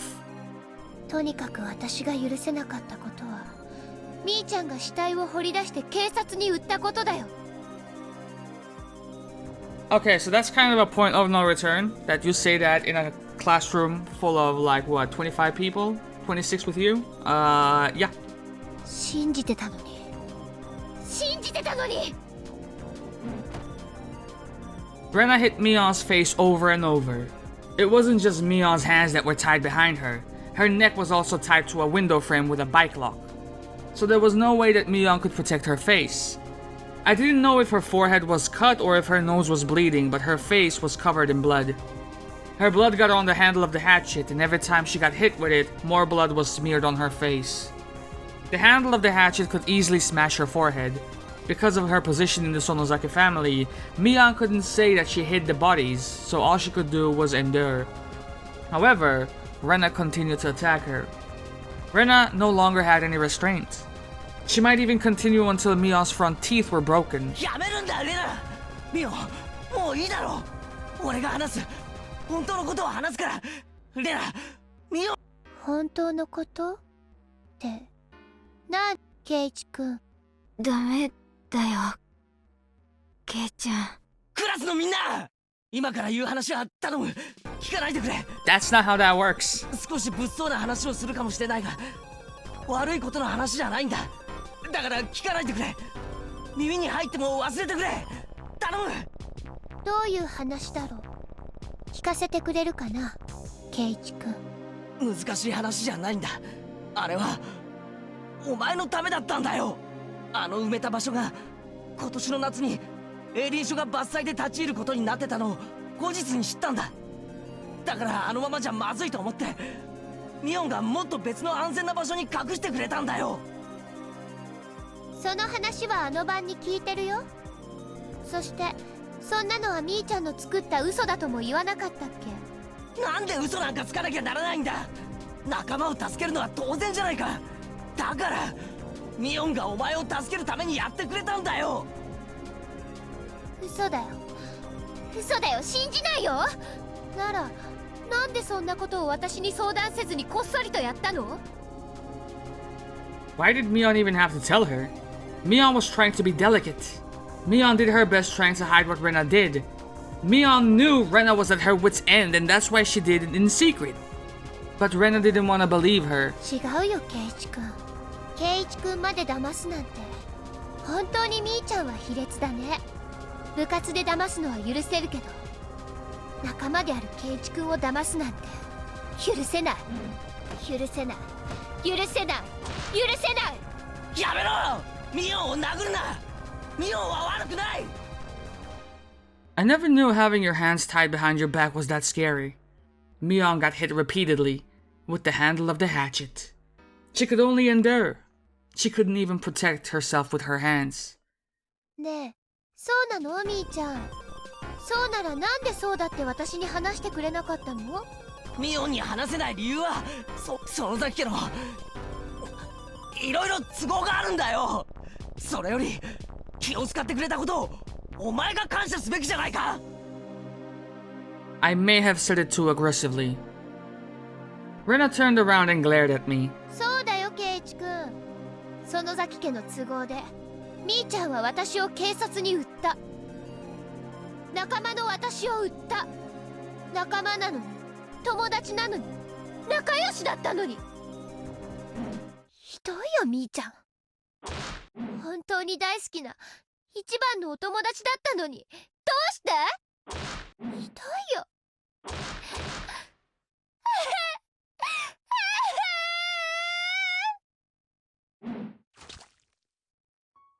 This was senseless.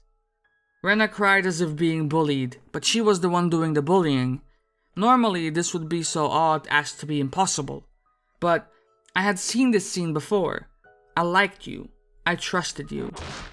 As I cried, I beat her to death. Rena repeatedly begged me to trust her, yet I beat her. I know what it's like to be the one doing the beating. Stop. Stop, stop, stop. Stop, Rena. Don't you realize what you're doing? You're hurting your friend with your own hands. I understand what you're feeling. I know you're sad because your friend betrayed you, right? But that's a misunderstanding. We didn't betray you. We've been thinking about you all this time. But she just couldn't see that. Even if she died, Rena probably wouldn't realize she had made a terrible mistake. But someday, you will realize. Even an insensitive guy like me realized, so Rena would realize for sure. And that's when you will feel even sadder, Rena. You will remember this bloody Mion one day, and then you will realize that you were the one who made her bloody, and you will regret what you did. But I was the only one who could understand that because I remembered. There was no way for Rena to understand or realize that. I wondered if I was suffering the most of all. Nah, probably it was Mion. There was no way to avoid a tragedy. This was exactly the same tragedy with different actors. The main character was Rena instead of me, but it was the same thing. Where was I? I was in the audience now. I knew how the story ended, but I couldn't come onto the stage. やめろ、レナ。やめてくれ。やめてくれ。泣いてるの？どうしたの、ケイチ君。I stood up slowly and walked towards Rena. Just like what Rena did for me before, with my arms open. 頼むからやめてくれ。やめるんだ、レナ。今はどうしてかわからないかもしれない。なぜやめなければならないのか。でも、やめないと、絶対に後悔する日が来るから。だから、やめるんだ。ケイチ君、壁に戻らないと、レナは怒るよ。Rena's eyes went cold, and she lifted the hatchet in her right hand. やめな、ケイちゃん。私は大丈夫だから。Mion told me, but with such a bloody face, how could she be? レナはそのナタで俺を叩くのか？それ以上近づけばね。叩くよ。遠慮なくね。もう圭一くんなんかいなくても最後までいけるんだよ。でも私は圭一くんと最後まで一緒にいたい。だから私を怒らせないで。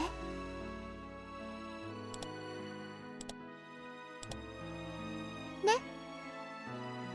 She sounded gentle, but her expression was telling me there really would be no hesitation.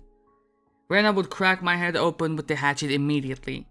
But who cares? レナはもし立場が逆だったら命を惜しむと思うか？当然だよ。相手が凶器を持ってたら怖いから逆らわないね。嘘だな。 I know. I know you're strong enough to give up your own life for the sake of your friend. It's my turn now.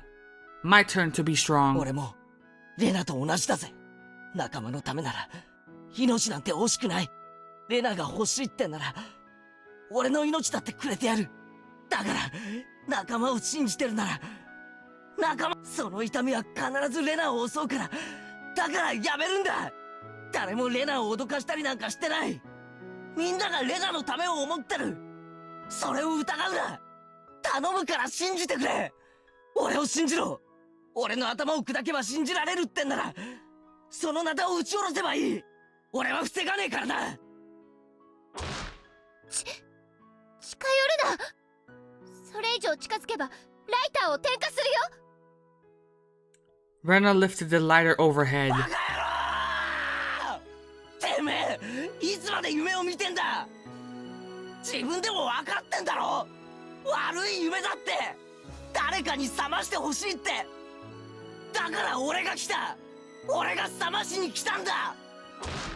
覚ますのは圭一くんの方だよ。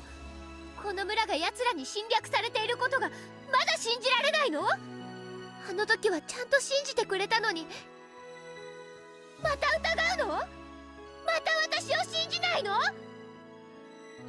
Rena opened the lid of the lighter. I could tell her thumb was about to light it. Rena was prepared to die along with everyone else. Rena would die without knowing the truth. She would die believing it was the world that was crazy. She would die cursing everything in this world. That was the storyline of this tragedy, wasn't it? This was a theater from hell. What an interesting script.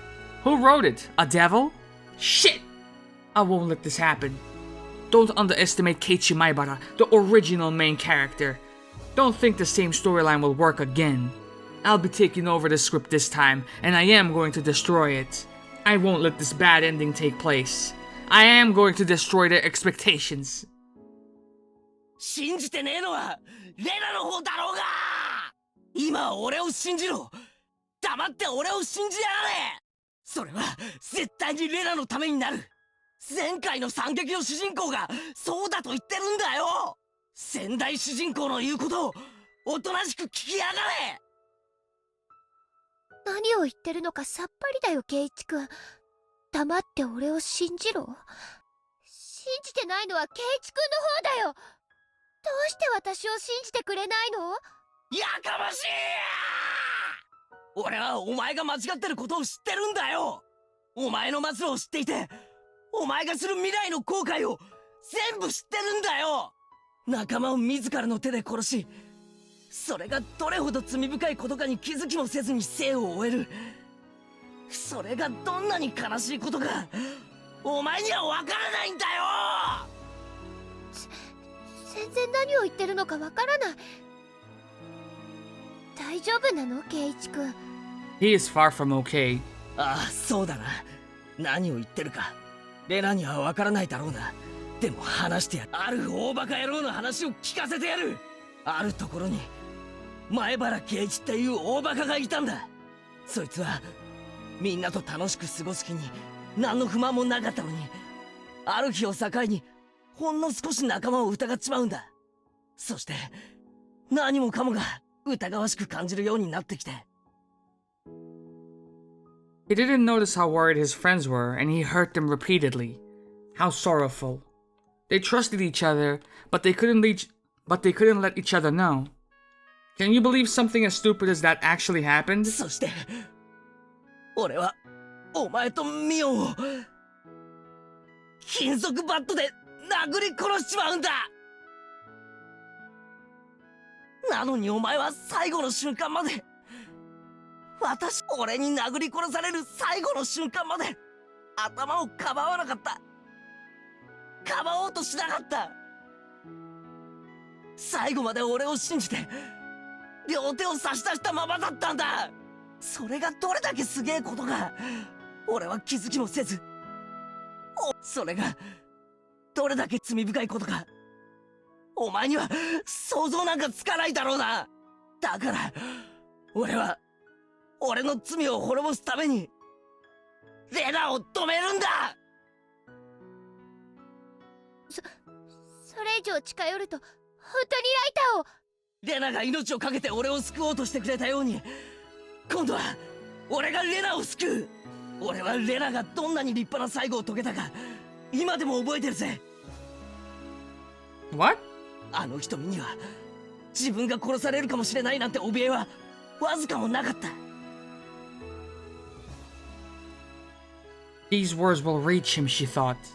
These next words will make Keiichi-kun realize. 俺を信じろ、レナー! That was when Rena hit my head with the hatchet with zero hesitation. I crumbled down to the floor. She hit me with the handle, but my head was probably cut open.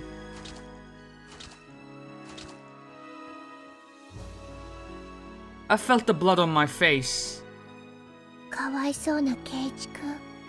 それはケイチ君の意志じゃない。It's the aliens, dummy. ケイチ君の頭に寄生している奴らがコントロールしているだけなの。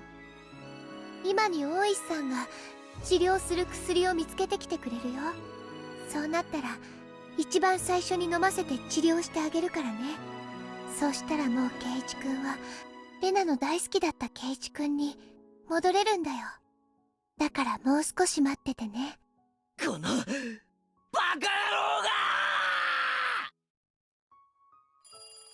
I heard a phone ringing in the teacher's office. Rena listened to the phone ring for a while and then realized it was for her. Rena tried to answer the phone in the classroom, but she couldn't figure out how to transfer the call, so she decided to answer it in the teacher's office instead. ちょっと職員室に行ってくるね。その間に誰も逃げちゃ嫌だよ。 Now is our chance. 誰か一人でもいなくなってたらみーちゃんが大変なことになっちゃうんだからね。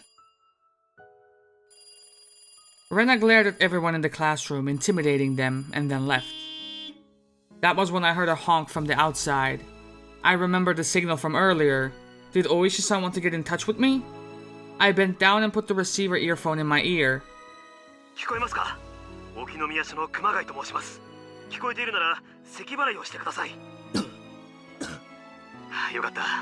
今から言うことをよく聞いて。犯人が撒いたガソリンは極めて危険なものです。今教室内には気化したガソリンが充満して巨大な爆弾と同じことになっています。 So what's stopping the rest of them from running out and Keiichi running to the teacher's office and blocking the door with his body or like barricading it somehow? That's depending on like if it opens out the right way. So she doesn't just open it and she sees a bunch of chairs or whatever and then she'll just poof them away. ですから竜宮さんを刺激しないようにし、間違ってもライターをいじらせないでください。さっきのような挑発行為は二度と慎むようお願いします。盗聴器って嫌なもんだぜ。気化ガソリンはわずかの火花でも着火する可能性があります。 Oh, the police found out about mad confessions right now. They know about the murders of the... Oh god.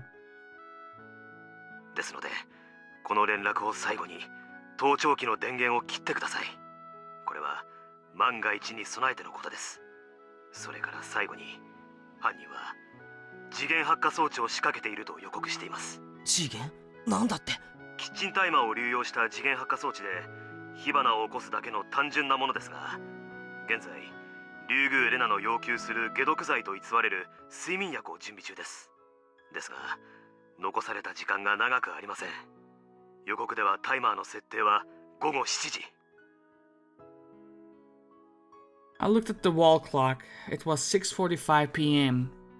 There were only 15 minutes left. I could hear Rena screaming into the phone. いいえ、時間通りです。急いでくださいね、大石さん。1秒たりとも遅れることは許しません。聞こえてると思いますが、リュウグウレナはタイマーの設定延長には応じないようです。あと15分で本気で心中するつもりです。I remember thinking the same way as Rena. After I killed Rena and Mion, I knew the police would come. I thought someone would solve the mystery after I was dead. If that's what Rena was thinking, then she had been planning to kill herself from the それ beginning. で俺にどうしろと？睡眠薬がもうじき届きます。だが交渉中に爆発したら元も子もありません。あなたに次元発火装置を見つけ出して解除していただきたいのです。 Bro, no pressure though, right? よく映画で見るような赤と青のコードを切断するやつですか？もっと簡単なものでしょう。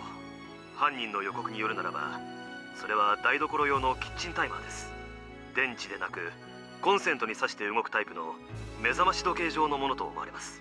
教室内のコンセントに何か刺さっていませんか？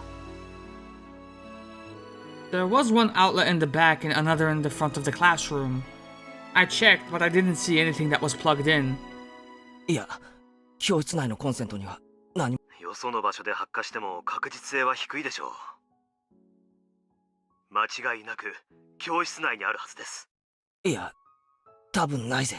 廊下からコードが引かれてるのはレナが話してる電話だけだ。そのキッチンタイマーが電池式ってことはないのか？電源を供給するタイプですので、あるいは他の部屋ということはありませんか？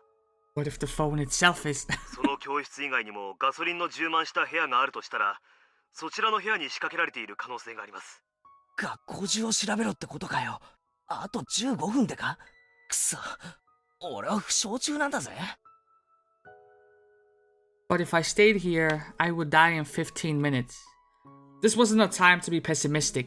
This was probably my last chance to stop this tragedy from taking place. She spread the gasoline while I went out to deliver the scrapbooks, so she must have done it in a fairly short time. I really didn't think she had enough time to spread it anywhere else other than the classroom. Then where was the time bomb? こちらも努力しています。ですから、そちらでもご協力をお願いします。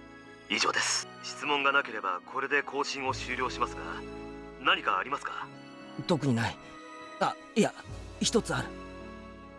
何でしょう？大石の親父に言っといてくれ。よくも人の古傷をレナに話しやがったなって。もし俺が生きてここを出られたらぶん殴ってやるから覚悟しや。ああ、2発殴るぜ。俺のことをレナに喋った分とレナのことを俺に喋った分だ。了解。大石さんもリュウグウレナに踊らされたとだいぶへこんでます。きっと殴らせてくれますよ。以上でよろしいですか？ああ、このおしゃべりだけで数分食っちまった。切るぜ。ご無事を。 Click. Rena was still on the phone. Oishi-san was definitely trying to stall her. From what I could hear, it sounded like he's telling her that they investigated the main Sonozaki residence and found something awful in the secret basement or something like that. Good hearing. Hey, if he went too far, Rena would believe everything again. Mion was going to get hit again for quote-unquote lying. Keiichi. What's up? Rika-chan and Satoko crawled up to me. 今の俺の無線聞いてたか？トラップは私の先輩特許でしたよ。レナさんにお株を奪われるなんて、こんなの死んでも死にきれませんわ。Alright, so what do we do? Satoko realized how serious the situation was as well. The lives of the hostages, including her own, were about to be taken. Yet she tried to remain strong. サトコ、もし死んでもレナを恨まないでくれ。レナは病気なんだ。運悪く悲しい病気にかかっただけなんだ。だってそうだろ？俺たちはあんなにも明るくて楽しい仲間だったレナをよく覚えてるだろ？ That's great and all, but let's have this conversation after everyone survives. Time is of the essence. サトコ、僕はレナもみんなも素敵な仲間だと信じていますのですよ。That's the key? That's probably the key to get out of this mess overall, right? あんなミオンさんにあんな乱暴する人を仲間なんて認められますの？サトコだってわかるはずなのです。心の中の鬼が暴れ出してどんなに悲しくても抗えない時があるのを知っているはずなのです。Satoko quietly hung her head. I didn't understand what Rika-chan was trying to say to Satoko, but maybe... レナさんを信じてますわ。Hell yeah. Good on you, mate. 偉いぞ、サトコ。I hugged Satoko's head. Rika-chan's arms were tied, so she couldn't embrace Satoko, but she put her forehead closer to her in praise. さて、世界最高のトラップ名人に聞くぜ。この部屋を爆破するには、どこに次元発火装置を仕掛ける？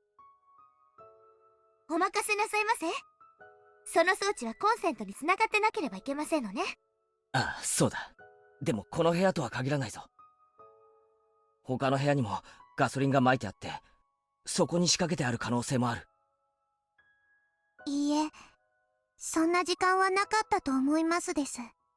多分レナは教室のすぐ近くに隠してあったガソリンを持ってきてこの部屋に撒くくらいだったのですよ。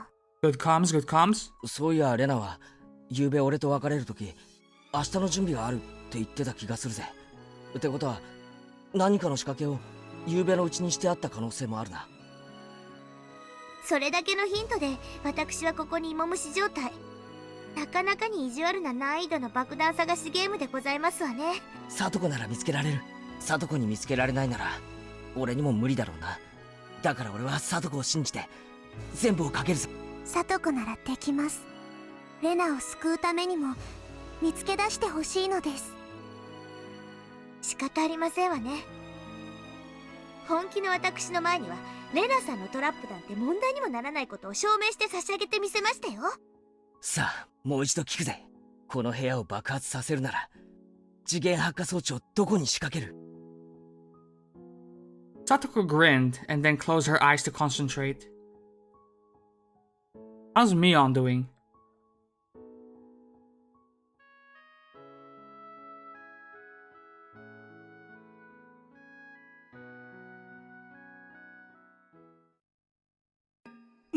「なんですかあんたたちは！」どきたまえ。ここの責任者は誰だね。 Oh wow! Damn! That's how it ties back together? Several cars had arrived, producing several men. They weren't from the Okinomiya station. We saw this scene when we triggered a bad ending, but it was way more swift than this. One of the men was wearing a suit, despite the hot weather. He approached me, pushing Kumagai aside. おや、これはこれは。お久しぶりですね。県警本部の大高くんじゃありませんか。言葉を慎みたまえ。もう君に君と呼ばれる階級ではない。何かご用ですかね。大高くん。今非常に立て込んでいます。まさか県警がこの現場を乗っ取ろうつもりで？誰の了解で？私が許可した、大石君。所長。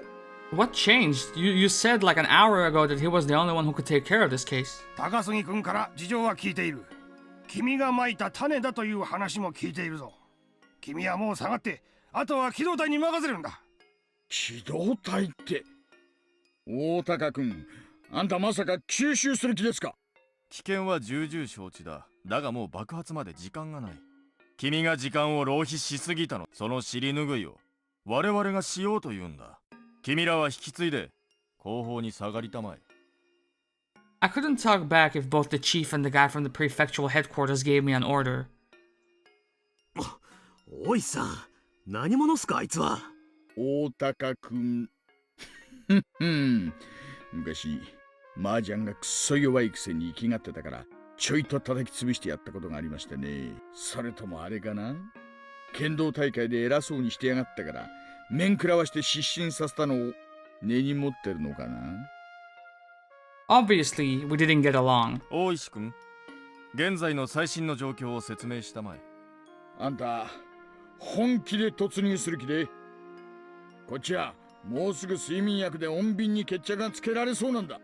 それをひっくり返す機会。もう遅すぎる。あと1時間あったらその手も検討できたな。突入は府警の専門部隊が担当する。君はバックアップに回りたまえ。所長、あんた分かってますよね。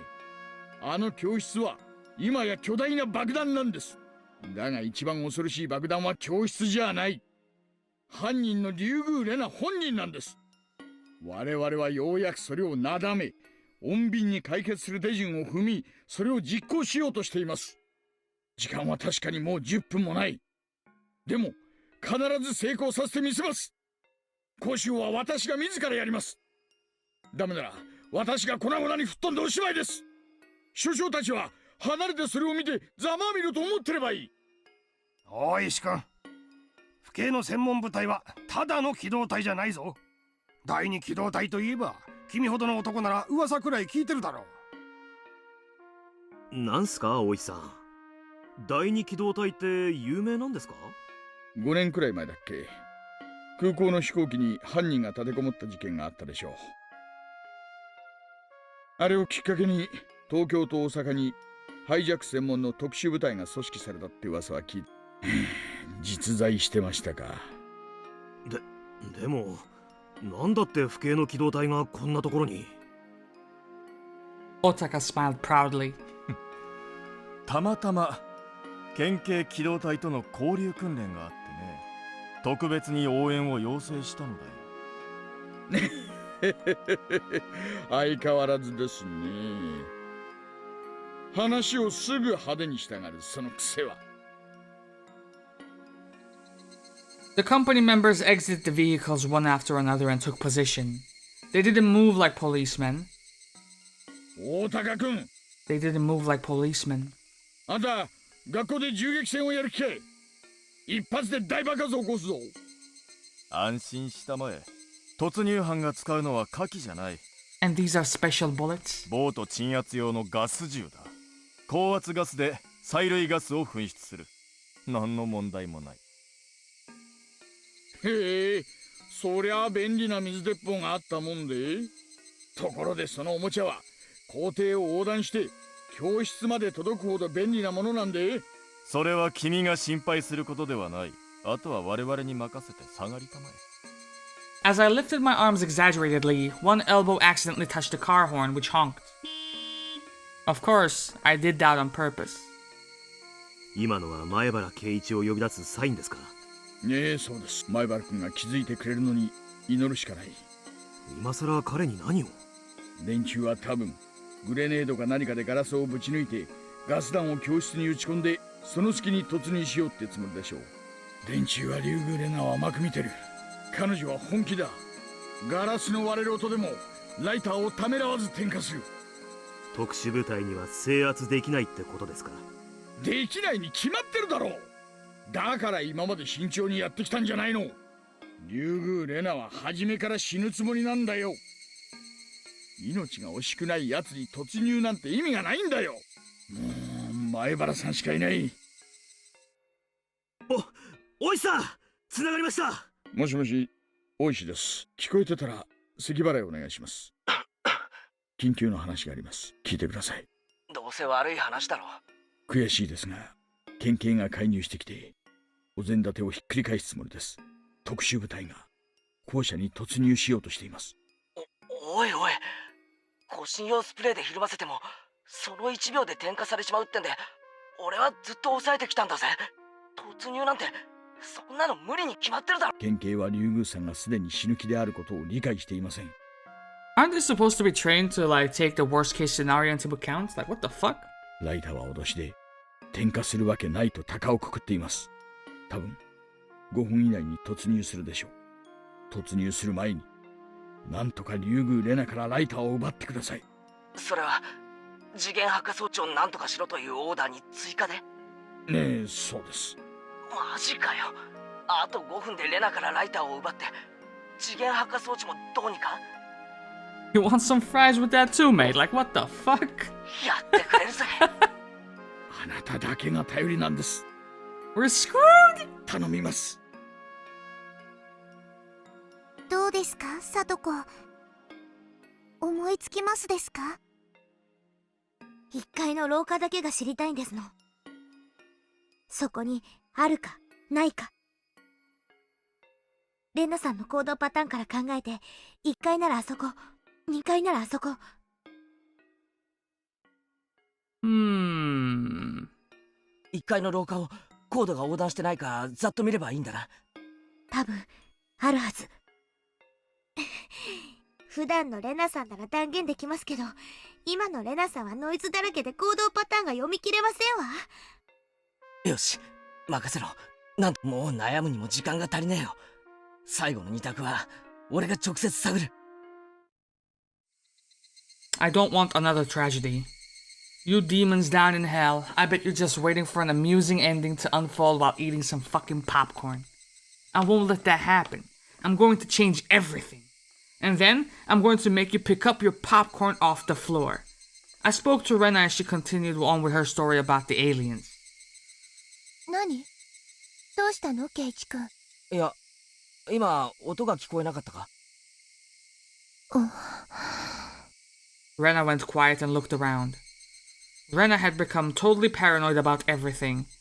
Once she became worried, she couldn't ignore it. 本当に？ケイチ君。ああ、聞き間違いじゃない。I knew she would want to check it herself, but she really couldn't leave the room for something like that. So in that case, she would have to ask me to check for her. Rena must have been thinking the same thing. ケイチ君、見てきて。Rena gave me an order with a fake smile on her lips. ああ、わかった。Rena watched me go out into the hallway. As I did, she spoke to me. レナを怒らせちゃ嫌だよ。信用しろ。俺はレナの仲間だ。うん。信じるよ。信じるから。裏切っちゃ嫌だからね。After being freed from Rena, I looked for a cord in a hurry. I didn't even have 5 minutes. The office probably had more outlets than anywhere else. I headed for the teacher's office. Shit. Where were the outlets? Unlike light switches, outlets couldn't always be found near entrances. Damn it. Why did the clock in the teacher's office have to make such a loud ticking noise? Maybe there. 大丈夫なのですよ。ケイチなら、レナさんなら。Maybe if it is making such a loud ticking noise, it would conceal the timer, egg timer, or kitchen timer, whatever they said. いつものレナさんより疑り深いレナさんなら、どこにどう仕掛けますの？ Like there was, it would conceal the sound of that, basically. この程度がわからなくて、レナさんのトラップで最後なんて、北条聡子、一生の恥ですわ。なんだこれ。I saw a plug inserted into the unit under the principal's desk, and I also saw a cord extending under the door to the reception room. There shouldn't have been any reason why a cord had to be extended into that room. The reception room had an outlet of its own. I tiptoed over to the reception room and opened the door. Squeak. The door squeaked as I cracked it open a little. I poked my head inside the reception room. I saw the suspicious cord crossing the room and extending under the door to the hallway. I followed the cord through the reception room. I opened the door to the hallway, and the cord was extending into the storage closet. The storage closet was used to hold cleaning chemicals. I could smell them from here. The cord was extending into there. I carefully opened the door and turned on the lights. The cord was attached to another extension cord, and there was an alarm clock that didn't belong in there. 見つけた。The time bomb. So all I would have to do was to unplug the cord. I picked up the alarm clock. It looked like a normal alarm clock. Actually, shut the fuck up! I remembered Kumagai-san calling it a kitchen timer. He said it was a bit like an alarm clock. But this wasn't— shut the fuck up, Jesus Christ, dude! I hate this guy so much. I looked at the extension cord, and there was nothing plugged into it. Eh? What was this extension cord for? Why was this extending all the way from the teacher's office? いけないケイチさん、逃げて What? サトコ、それは違うんですの。騙された。 Huh? A black shadow was covering me. I felt my body freeze. It was so frozen that I felt it was about to crack. I turned around slowly and saw someone holding a hatchet above their head. I dropped the alarm clock. It made a noise as it hit the ground. どうしてケイチ君は延長コードをたどって目覚まし時計なんか持ってるのかなAll the cells in my body were frozen. This was Rena's trap. Rena was suspicious of everyone, including me. This whole time she thought there was someone connected to the people outside. This was a trap to lure that person out. Only the people outside knew about the time bomb. I was told about the whole thing, so I followed the extension cord and picked up the alarm clock. How stupid of me. 待て、レナ。ケイチ君のこと信じてたのに。ひどいよ、ケイチ君。Rena hit me with the backside of the hatchet earlier. It was painful, but it did not kill me. But this time, she was holding the hatchet the right way. It wouldn't just crack my forehead. It would split my entire head open. Rena lifted the hatchet mercilessly. She moved slowly, as if everything was in slow motion. She looked almost divine. This is where we use the, pepper spray. Much like Rika-chan and Shion had their little battle. I think we're gonna have a... Because the background is even similar here, right? Maybe it really was holy. I was praying after all. Praying? What was I praying for? I was praying for my life. Huh. What? It was so sudden, I couldn't tell what happened. Rika-chan had jumped onto Rena from behind. I didn't know what kind of weapon Rika-chan used, but Rena started moaning. It clearly hurt. Could she have access to the stun gun? That brought me back to reality. I couldn't just watch them. I had to get the lighter from Rena. 力ずくでなら勝てると思うんじゃねえ。 Rena knew I was after the lighter. She closed her fingers around it tightly. Rika-chan was grabbing onto the arm Rena was holding the hatchet in. I wanted to tell her to run, but thanks to Rika-chan, I could use both of my hands to get at the lighter. The lighter flew out of Rena's hand. It hit the hallway and dropped down to the floor. I picked it up. At the same moment I did, Rena managed to shake Rika-chan off. There's our chance.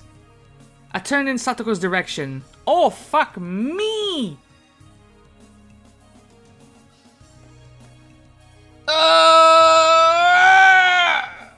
Okay. That's a save.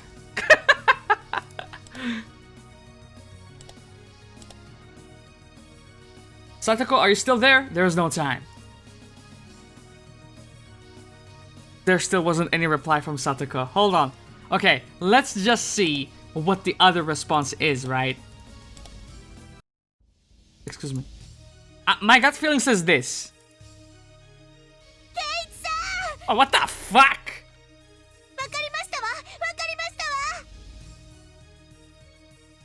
I heard Satoko screaming from the classroom. Satoko had figured out where Rena hid the time bomb. I wanted to catch Rena, but I didn't have time for that. Do we explore the other path first, though? Let's do it. Because this... This feels wrong in that case. Just immediately, the feedback that I got from the game, my gut feeling was wrong. This is wrong. What happens? Does it still blow up? It should. Shit, if we don't find out where Rena's hidden the incendiary device quickly, we managed to confine her to this place, but finding the device is what's really important. Please, Satoko, you're the only one we're counting on.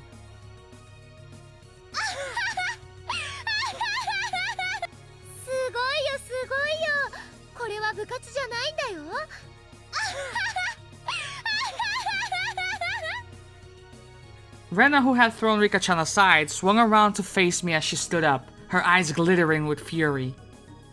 And then, with an icy jeer enough to make my hair stand on their ends, she raised her hatchet above her head.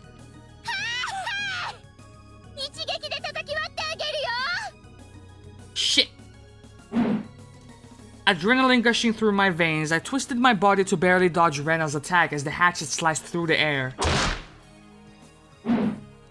The hatchet she had swung recklessly sunk into the wooden floor with a thunderous roar, and Rena retracted it as if it were nothing and held it up once more as she sniggered, flashing her red tongue in mirth. What?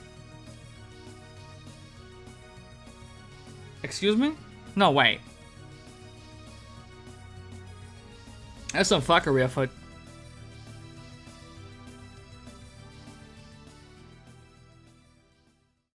Sayonara, Keiichi-kun. Rena ni ayamatte mo ii yo. Fuck. I wasn't supposed to be wasting my time doing this. If I don't hurry up, the explosive device Rena set up is going to... And then, it was immediately after Satoko's desperate scream. Damn! Anything and everything in the world before me disappeared into the void, including myself. That's cool. I like that. Get me back. Back me out.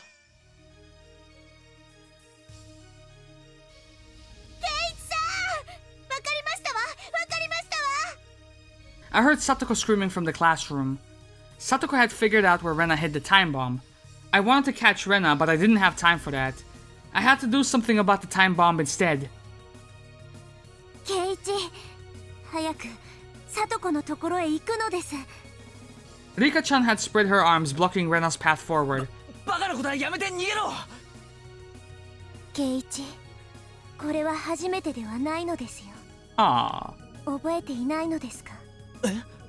前の時、僕にあとわずかの頑張りがあれば、今度こそ間に合わせる。I got you. だから言ってなのです。I didn't know what Rika-chan was talking about. But there was one thing I did know. Just like Rena and Mion were ready to give up their lives for their friends, and I was willing to give up mine. What? Man, what kind of phrase? God damn it. Rika-chan was prepared for that too. Therefore, telling Rika-chan to run was like telling her that she wasn't my friend. And so, I will depend on my friend, Rika-chan. Rika-chan! Leaving it to Rika-chan, I dashed for the classroom. As soon as Rika heard Keiichi's footstep reach the classroom door, she sighed in relief.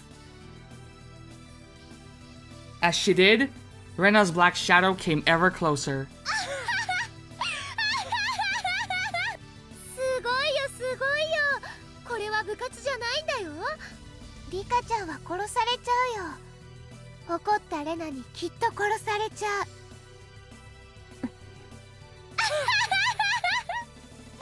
へえ、私が怖くないんだ。リカちゃんすごいよ。Rika grabbed a mop as she ran from the storage closet. She picked it up and held it upside down like a spear. Rika's stance told Rena that she was ready to fight. Rika didn't look like a little girl anymore. She looked so brave that Rena was even startled by it. すごいね。殺されるのが怖くないんだ。Rika smiled cynically. Rika usually never smiled this way. この私が死を恐れるとでも。Let's go, Rika. 幾百の死の山脈を越えてきたこの私が今さら何を恐れるというのか。君、リカちゃんじゃないね。あの夜に出会ったリカちゃんもどきの方だね。正体を表したな、宇宙人め。本物のリカちゃんをどこへやった？本物のリカ、ここにいるわよ。みぱー。ああ、その小バカにしたところは間違いなくリカちゃんだね。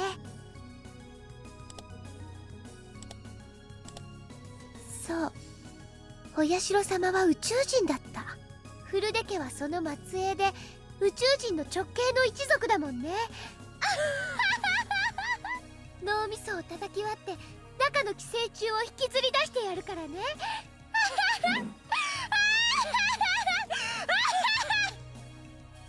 Rena raised her hatchet and charged at Rika with a scream.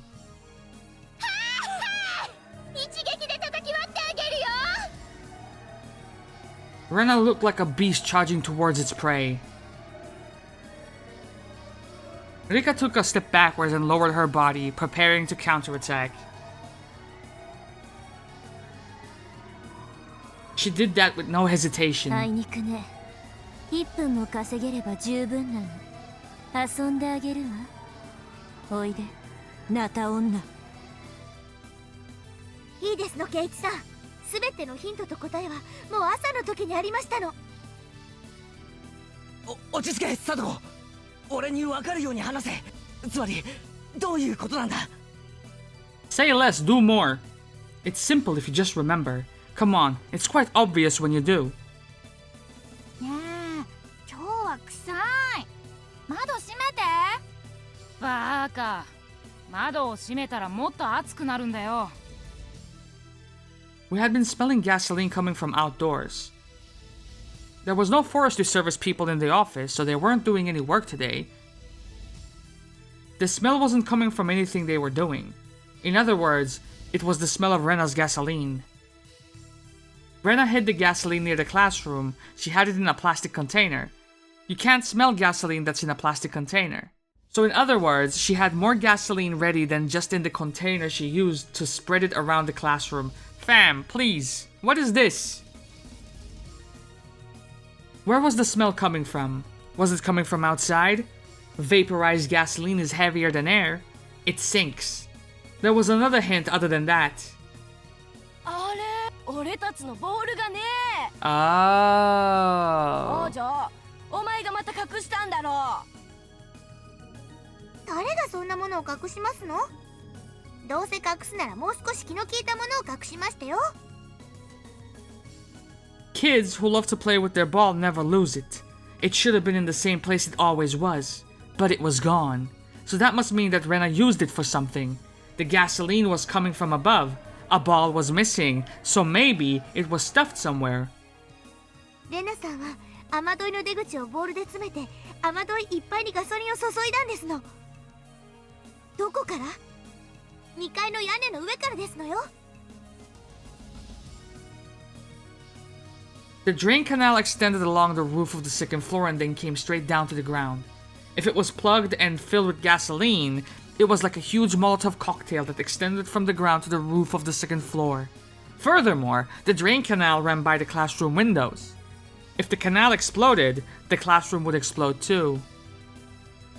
じゃあ、つまり、次元発火装置は2階の窓から延長コードか何かで引っ張って屋根の上ですわ。I picked up a pair of scissors and cut Satoko's bonds. そういや、リカちゃんはどうやって縄跳びを解いたんだ？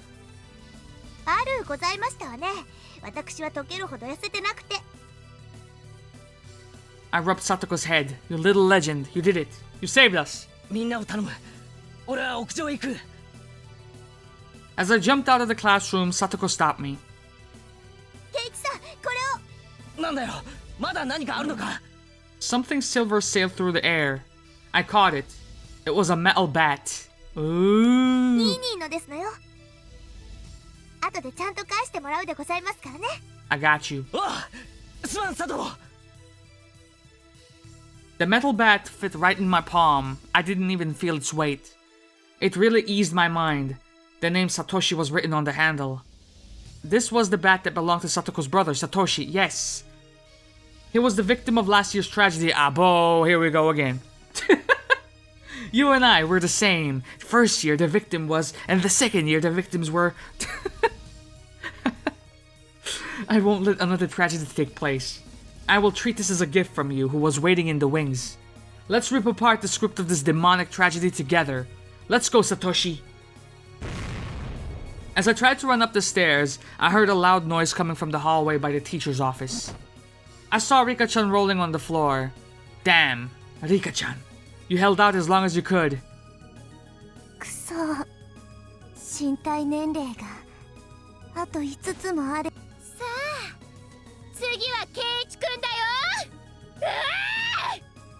やべえ、とにかく上だ。今は屋根の上だ。よく気づいたね、よく気づいたね。でもさせるもんか。 Rena's face looked unbelievably scary. She was ready to rip me apart if she caught me. In that case, just fucking try me. I jumped up the stairs, skipping every other step. I turned on the bug in my pocket. I didn't have time to put in the earphones. As Rena flew up the stairs, her foot got caught up on a jump rope. She tripped, and then 3 buckets fell on her head, the result of Satoko's trap.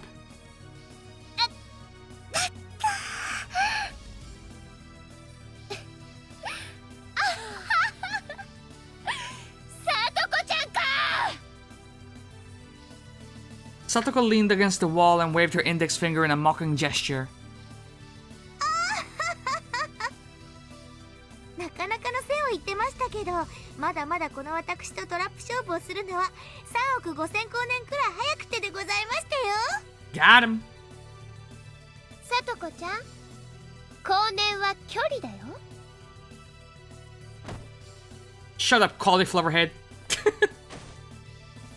The 4th bucket hit Satoko on the head. Huh. I continued up to the rooftop. Rena ignored Satoko and ran after me. 大石さんか。やったぞ。ライターは奪った。次元破壊装置も分かってる。屋根の上、雨どいの中だ。今抑えに行ってる。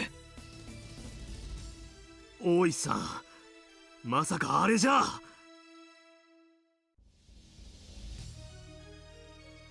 There was something like an alarm clock sitting there. The cord from the clock was extending into the 2nd floor window. It was so obvious, but they just didn't notice up until then. Satoko was working hard to remove her classmates' restraints, but she couldn't do anything about the bike lock on Mion's neck. みんな、私はいいから早く逃げて。あら、ミオンさんらしくもない。こういう瞬間でも我が部の部長らしくあるべきではございません。部長はただ一言、こいつを外せと命令遊ばされれば結構ですのよ。 Satoko reached for the back of her collar and produced a bent hairpin. Satoko opened the window, climbed onto the windowsill, and faced the bike lock that was restraining Mion. みんなは全部のカーテンを開けて窓を全部開けたら。委員長、前原さんはどうするんです？ケイちゃんは警察が助けてくれるから、みんなはとにかく一刻も早くここから逃げて。ってもう外したの？北条聡子にとって U 字ロックの U はこんなの楽勝の U でございましたよ。 The binoculars were trained on the classroom. All the curtains were open as well as all the windows. The children, in turn, were all running out into the schoolyard. Oishi pushed Otaka aside and then grabbed his radio and yelled into it. 全班突入しろ！突入！人質を全員確保しろ！犯人は人質1名を追って2階へ上がったもよ！こら！何の真似だね！大石君、無線を返したもん。Otaka tried to grab the radio from Oishi, but Kumagai stepped in. What'd he do? Fucking strangle the bitch? There was a dull noise and Otaka crumbled onto the floor, convulsing. すみませんです。膝がたまたまきれいに入っちゃったっすね。教室内にはまだガソリンが充満してるぞ。ガス弾や閃光弾の類の使用は禁ずる。繰り返す。ガス弾、閃光弾の使用は禁ずる。大爆発するぞ。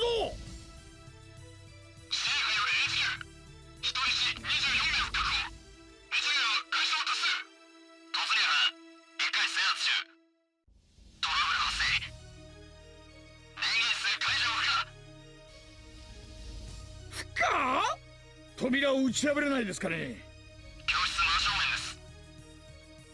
ガソリン臭濃厚。火災に着火の恐れあり。指示を待ちます。くそ、ブレーカーを落とせば上がりだと思ったのにな。電源室は放棄。2階部分を制圧されたし。突入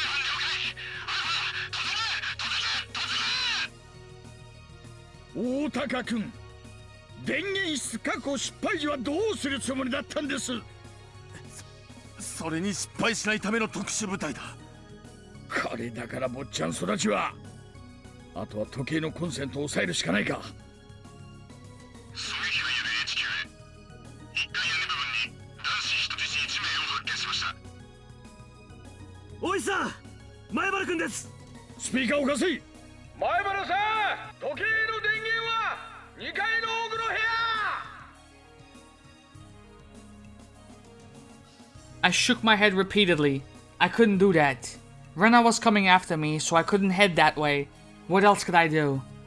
The only way was to go up to the roof of the second floor and get the clock from there. 前原さん、そのまま2階の屋根に上がって誘導します。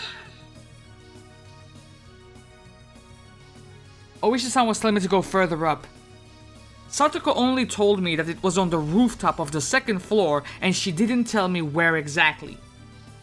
She only said it was in the drain canal. But maybe Oishi-san found it with his binoculars. I put my foot on the railing of the veranda and ran up to the rooftop. I had never felt so light. I felt like I could lift myself up with just 2 or 3 fingers. そのまままっすぐ走って雨どいの一番奥。時間がない。あと30秒。30 seconds would be plenty of time. I could get there in half that. Over there, was that it? It was!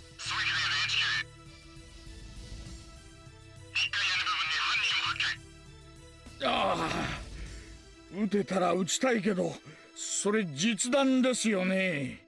実は狙撃銃タイプの催涙ガス銃とか、そういうことだったりしません？実弾です。そういうのは軍隊で使ってくださいよ。前原さん、追ってきてます。急いで、追い詰められる。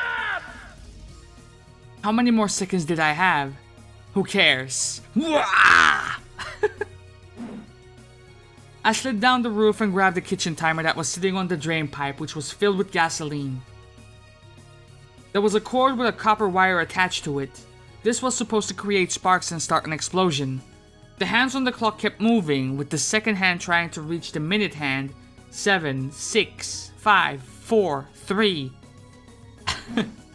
I threw it on the ground.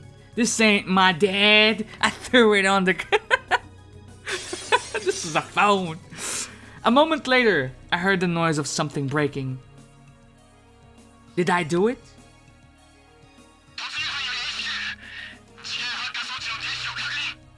Yes! おいさん、やったっすよ。やった。前原さん、やった。圭一さんはちょっとハラハラさせすぎですわね。余裕がないのはエレガントではありませんでしたよ。Not only policemen, but the children who were on their way to the ambulances raised their voices in cheer. おいさん、消防からっす。現場は依然危険度最大につき、突入犯全員の即時退却を進言しています。事件発火装置はもうないのに？発火装置がなくても危険度は最大級の現場だそうです。これ以上は突入犯全員の生命に危険があります。くそ、屋上の前原君をどうしよう。2階屋根ならなんとか飛び降りれないか。おいさん、図面では校舎下に花壇があります。そこへ飛び降りるように誘導しましょう。おいしより突入中の全隊へ作戦中止。退却せよ、退却せよ。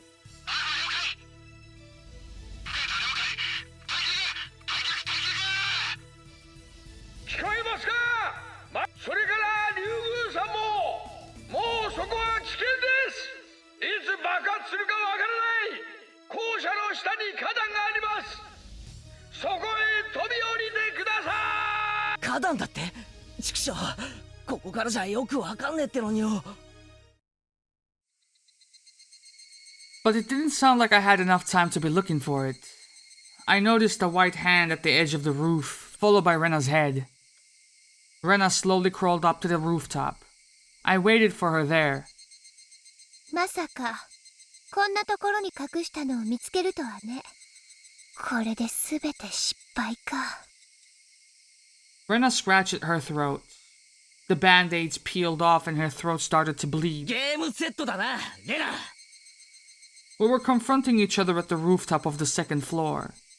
This wasn't a club activity, but a real battle. Rena was glaring at me with hatred at first. But maybe because she had already given up, she started smiling wickedly. I heard the chorus of the Higurashi in the background, as if to cool us down from the heat of the battle. I didn't think we needed their service yet, though. そうだね。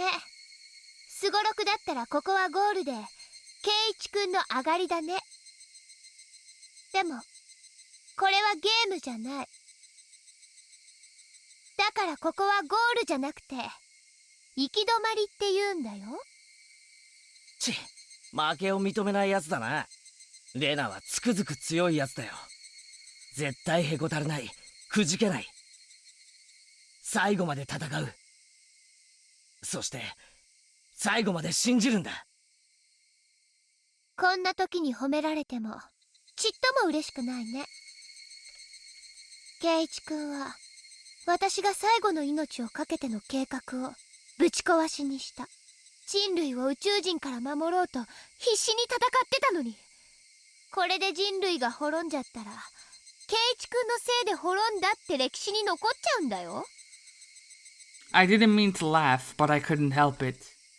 My name would be written down in history books of the aliens as the one who destroyed the human species. Somehow, that sounded kinda cool. レナ、お前が何と言おうと、このゲームは俺の勝ちだ。すでに俺が勝ってるのに、レナが負けを認めないだけだ。そうだね。でも、そういうものかもしれないよな。ゲームってのは、勝者が決まって終わるもんじゃない。A game ends when there's a loser. 敗者が決まって終わるもんなんだ。ってことは、俺が勝つだけじゃダメってことだ。へえ、それはどういう意味なのかな。I tapped my shoulder with the metal bat, gesturing for Rena to come at me. レナに、きっちり負けたってことを叩き込んでやろうってことだよ。I won't run or hide. Do you know why? According to the rules of our club, we don't run from our enemies. ここで白黒をつけてやるぜ。レナがもう負けてるってことよ。言ってやるぜ。寄生虫に宇宙人？バカじゃねえのか？そんなの今時誰が信じるんだよ。鼻で笑っちまうで。最初から信じてなかったくせに信じてたふりをしてレナを騙してたな。許せない、許せない。レナが信じてるのは勝手だぜ。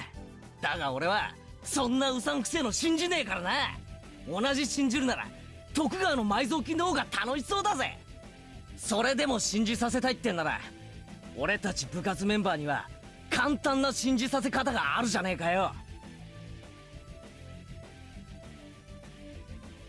勝った方が正義ってことだね。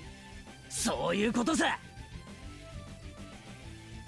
Rena and I grinned at each other, and as we went around in circles on the rooftop, we both checked the distance between us. レナが俺をぶちのめせたなら、俺も宇宙人の話を信じてやろうじゃねえか。Nah, if she can take you down, you dead. 朝晩 UFO を呼ぶ怪しげな踊りをして牛小屋にキャトルミューティレーションに行ってやら。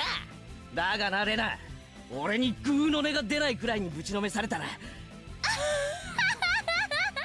それを取り決める必要はないかな。ケイイチくんなんかに私が負けるはずないもん。Rena came at me with a heavy strike. I caught it easily with the metal bat.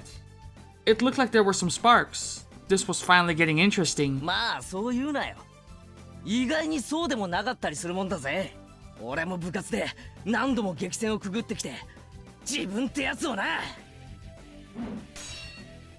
どういう時に自分が最高のパワーを出せるか分かってきたんだ。へえ、それは何かな。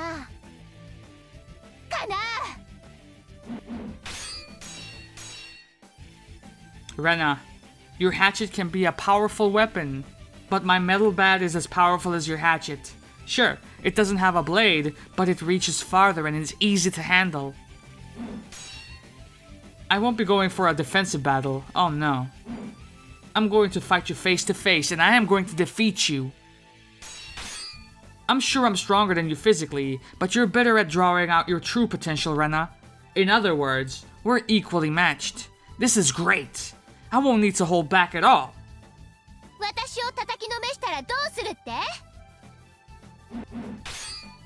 ほらほらほらほら！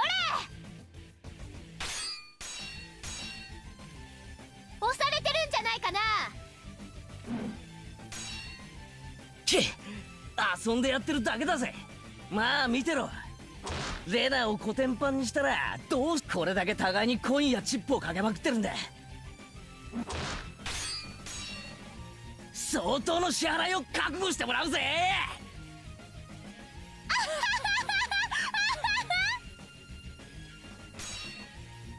得ることの叶わない勝利に酔うもまた川山陽の醍醐味だね。圭一君の虚勢が痛々しいよ。ちっちっち、分かってないな。俺はご褒美のデカさに比例してパワーアップする男だぜ。そうだな。もちろん俺専属のメイドさんだよな。 This episode is going to be 3 hours long, isn't it? 朝はおはようございますから夜はおやすみなさいまでたっぷりたっぷりご奉仕三昧だ。メイド衣装は監督に全面協力を受けて日替わりチェンジのお楽しみ。うお夜はおやすみなさいまで。いや今夜は寝かさないぜ。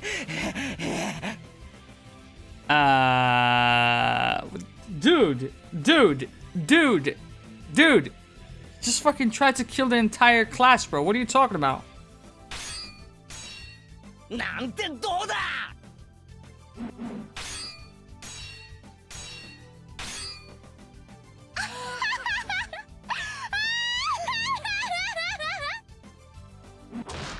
圭一君らしいな。そんなのはごめんだね。むしろ私が勝って逆の立場にしてあげるよ。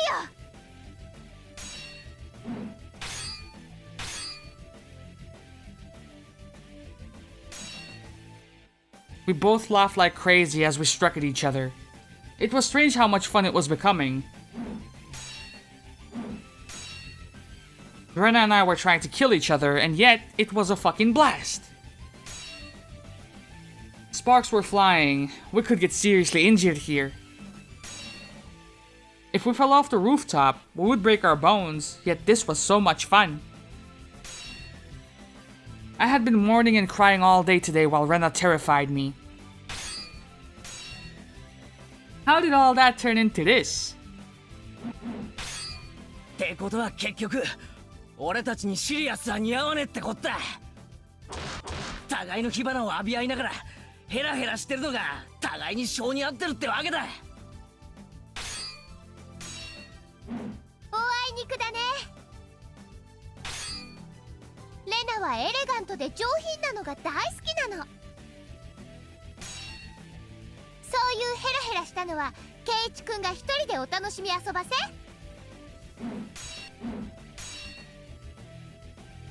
Rena's next strike came at a strange angle, but I managed to deflect it.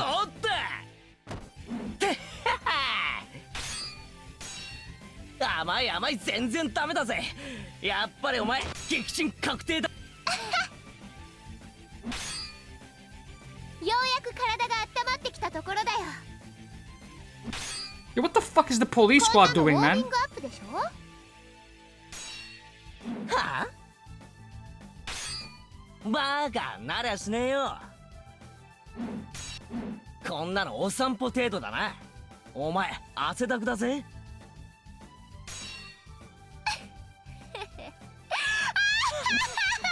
お前は汗の代わりに血を垂らせばいいや。前原さん飛び降りて。飛び降りてダメっすね。血が上っちゃってるようで声が聞こえてないみたいです。大石さん。ああ、ごめん。何をぼーっとしてるんですか。彼を救出する方法を考えないと。Oishi couldn't figure out why he was distracted, considering the seriousness of the situation. He was engrossed in watching the two of them fight with the sunset behind them. But Oishi wasn't the only one. Everyone watching was captivated by their battle on the rooftop. At that moment, a sudden loud voice broke the silence.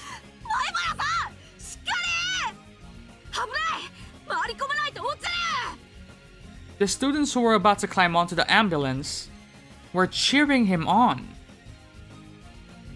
Mion was being loaded onto a stretcher with bandages around her head, but even she sat up, captivated as she was by Rena and Keiichi's duel. Our once happy days were supposed to have shattered due to a series of misunderstandings. They were supposed to be irretrievable. But, why? Why did I feel this way? This was such a close game, but it wouldn't be fun to stay in a stalemate forever. Rena and I kicked at each other with perfect timing and increased the distance between us. 楽しくなってきたぜ。どうだレナ、最高に楽しくねえか。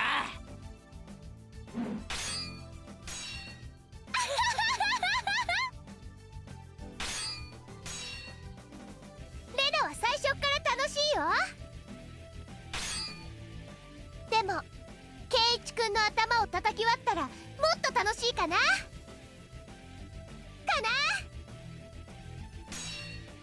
ひょー、危ねえ。おらおら、こっちへ戻ってこい。足場を十分に使おうじゃねえか。こんな最高の舞台何度もあるもんじゃねえ。まんべんなく楽しもうぜ。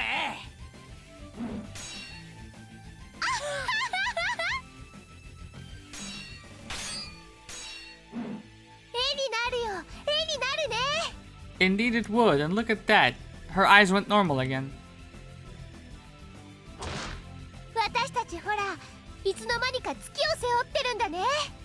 風が気持ちいいや。It was such a fantastical scene. Two people were fighting on the rooftop of the school building with the moon behind them. It was almost unbelievable. All the policemen and children looked at that mysterious and fantastical scene from a distance, completely entranced. Everyone was thinking the same thing, but nobody said anything. Why does it look like they're having fun? なんかよ、こういう涼しさでこう暑くなるとよ、綿流しの祭りの時を思い出すんだよな。どうも俺は静かに夕涼みってのがダメでさ、月が出るとはしゃがずにはいられなくなっちまうんだよ。Interesting. All us club members went crazy on the night of Watanagashi.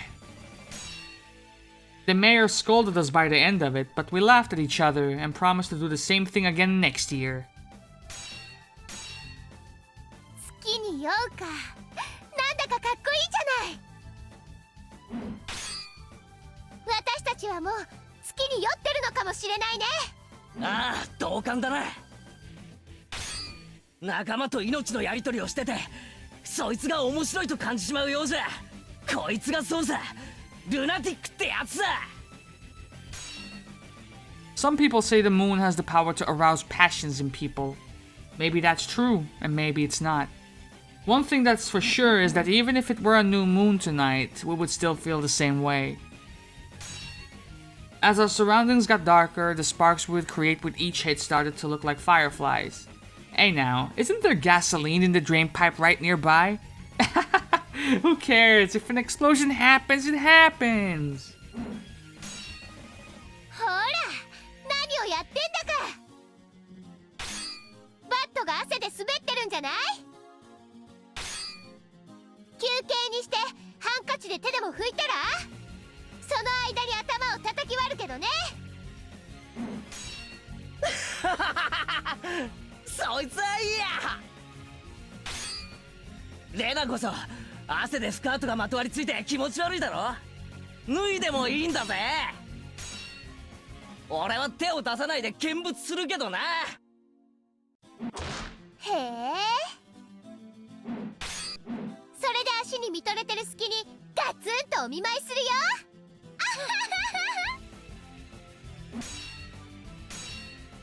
楽しいなレナ。悪くないね。We flew, we danced. Oh, arrest them both, man. Get it over with. We struck, we laughed. We stepped back once in a while to catch a breath, and then charged each other and let the sparks fly. We aimed at each other as we went around in circles on the rooftop of the school, our special stage. Rena and I were all sweaty, but we weren't exhausted yet. The beads of sweat rolling down my body just tickled me. We exchanged furious blows one after the other. Neither of us was at an advantage or disadvantage. Neither of us exulted in victory or raged in defeat. The battle with Rena in itself was fun. It was like a dance. A dance I couldn't dance by myself. It was a dance I could only dance with someone whom I was equally matched. あの時さ、クラス全体の部活の日、水鉄砲で一騎打ちした時さ、思わなかったか？実は私も思ってた。もう一回こんな戦いをしてみたいって。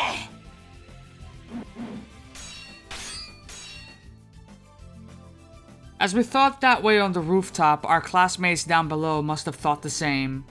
Yo, the police force is fucking trash, bro. The gasoline-drenched children, they're still on the premises of the crime scene? Like, what the fuck? Our fight was so pure and passionate that everyone thought the same thing. We want to join them. あの時も同じだった。 Back when? 水鉄砲だったけど、やることは同じだった。あの時より面白いぜ。今度は水の残量なんか気にしなくていいんだからよ。水鉄砲じゃ火花も出ないしね。撃ち合うこの感覚もないもんな。We both were breathing hard, waiting for the right timing to take a step forward. In the midst of that, we grinned at each other. あの時も多分言ったセリフだが。じゃあレナもあの時と同じセリフで返そうかな。We both smiled wickedly in the same moment. やり合うのが楽しくてならねえぜ。決着がつくことすら興ざめするくらいにな。I kind of do, bitch. It's almost been 3 hours.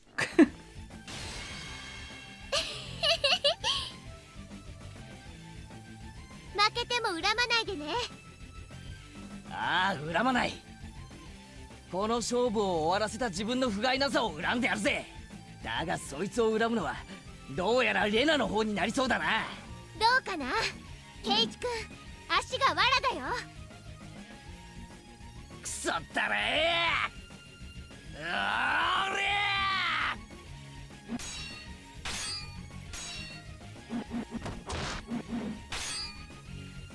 Everyone was still captivated by our fight. They were swept up in our fight. We both had weapons. Oh, for fuck's sake, mate!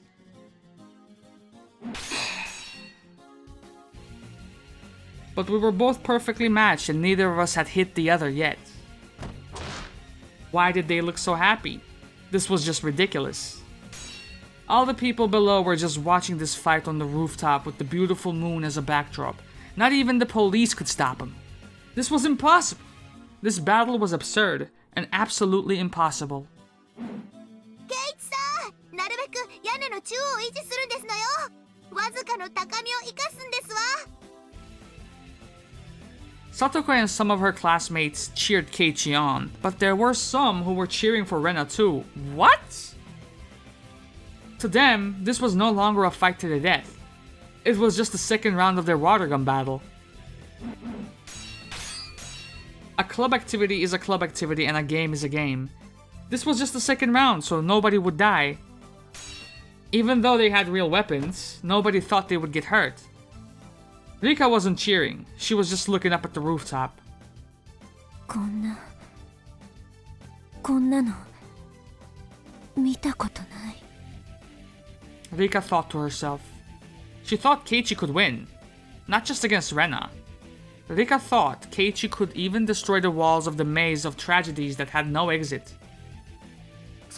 狙撃犯は何をしているのかね。人質に危害を加えようとしているのだぞ。直ちに射殺したまえ。 That's what I've been saying. As Otaka yelled into the radio, Mion screamed for him to stop. 違うよ。レナを撃たないで。レナはもう違う。Now fuck that, shoot that bitch, son. さっきまでのおかしいレナじゃない。あのレナは違う。だから撃たないで。違うとはどういう意味かね。見たまえ。現に凶器を振りかざしているじゃないか。明らかな殺意だ。射殺しないと人質が危ないのだよ。とにかく違う。レナを撃っちゃいけない。もしもレナを撃ったらケイちゃんはあんたを殺すよ。間違いなく。 No the fuck he won't. 断言できる。どうして私をなのかね。 Yo, who wrote this shit, man? あの二人は殺し合いをしてるんじゃない。ただ撃ち合って火花を飛ばして遊んでるだけなんだよ。見てわかるでしょ。そしてケイちゃんは語りかけてる。自分がレナと対等なことを。対等というのは一番信頼できるということ。ケイちゃんはレナの目を覚ませる。いや、もう覚ましつつあるんだよ。レナの悪い夢はもう終わりつつあるんだ。ケイイチ君はやっぱり最高だよ。君だけは殺したくない。君がいない世界はさぞや退屈だろうと思うよ。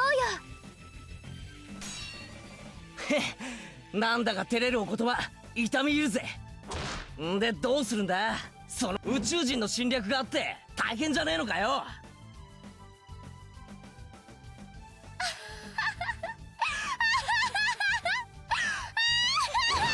宇宙人なんて寄生虫なんてなんだかどうでもいいような気がしてくるよ。世界が滅ぶならいつでも好きな時に滅べばいいし、御三家の陰謀なんて知ったことか。ああそうさ。たとえ明日隕石がぶつかって地球が砕けるとしたって、今この瞬間より楽しいことなんて他にあるもんか。チェ、それにお前毒を盛られてて今夜で死んじまうんじゃねえのかよ。余命の短いやつがピンピンしやがって。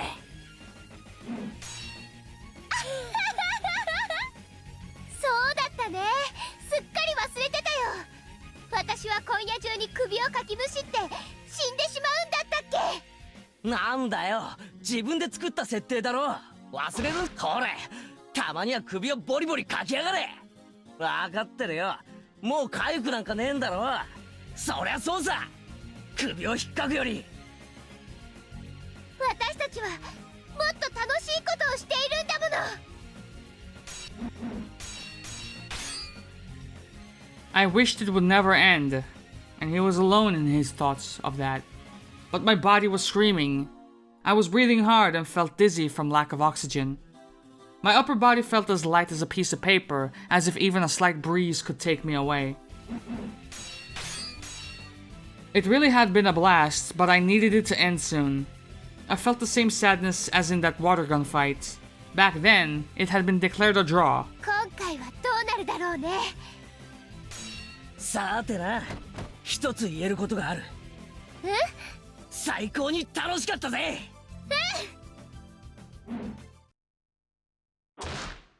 I jumped backwards and slammed the roof with my bat. The sound was as intense as a huge drum, and the noise woke up the people who were captivated by our fight. The silence returned, and the chorus of Higurashi filled the air. じゃあ、一度間合いを開こうじゃねえか。そうだね。次の一撃で今度こそ決着をつけよう。We started to move slowly and increase the distance between us. Everyone realized it. This fight was ending very soon. じゃあ最後の最後だ。もう一回確認するぜ。なんだっけおいおい、この戦いはお互いかけてるものがあったろうが。お前、そのために戦ってたんじゃなかったのかよ。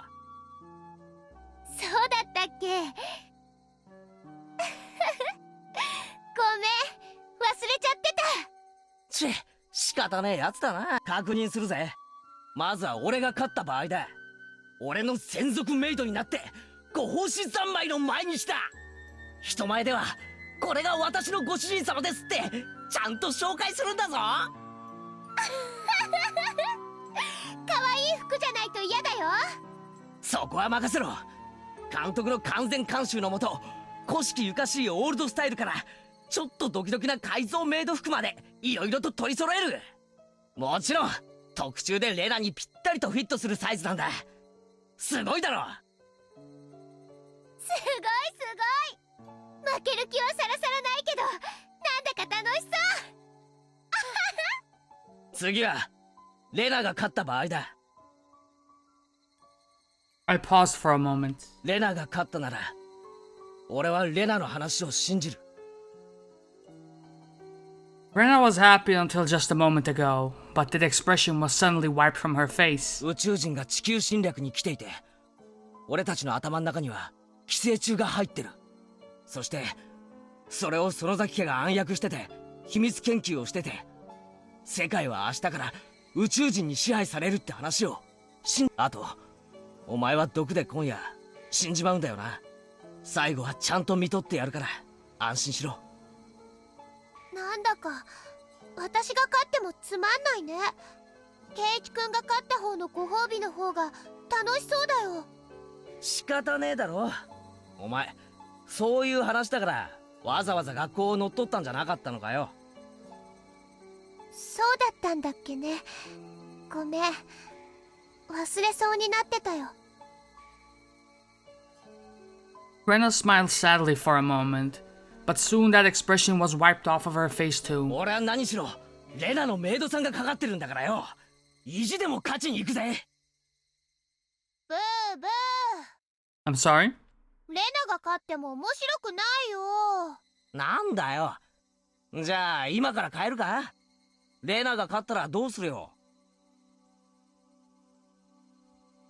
Finally, Rena smiled happily again. The breeze dried our sweat. It was a good feeling. We no longer went crazy, even with the moon out. We could finally enjoy the coolness of the evening. It would be so nice if we could just lie down on our backs and gaze at the moon.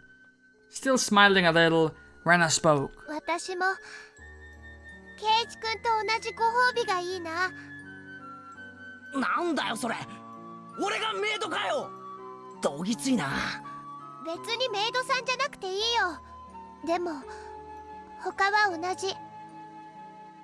朝は私におはようって言って、夜は私におやすみって言ってほしい。いっぱい私に優しくしてほしい。いっぱい私を楽しくさせてほしい。あれ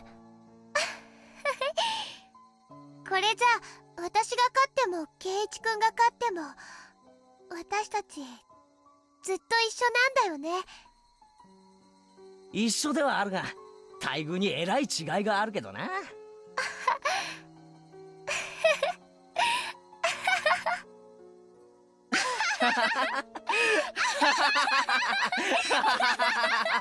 うしてこんなにも大好きな圭一君と私はこんなことをしてるんだろう。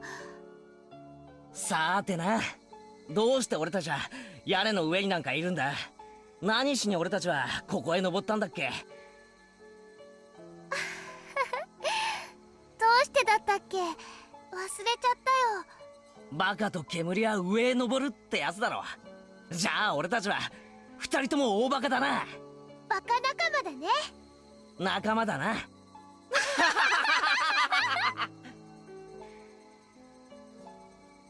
じゃあそろそろ行こうじゃないか。せっかくの体がクールダウンしちまう。そうだね。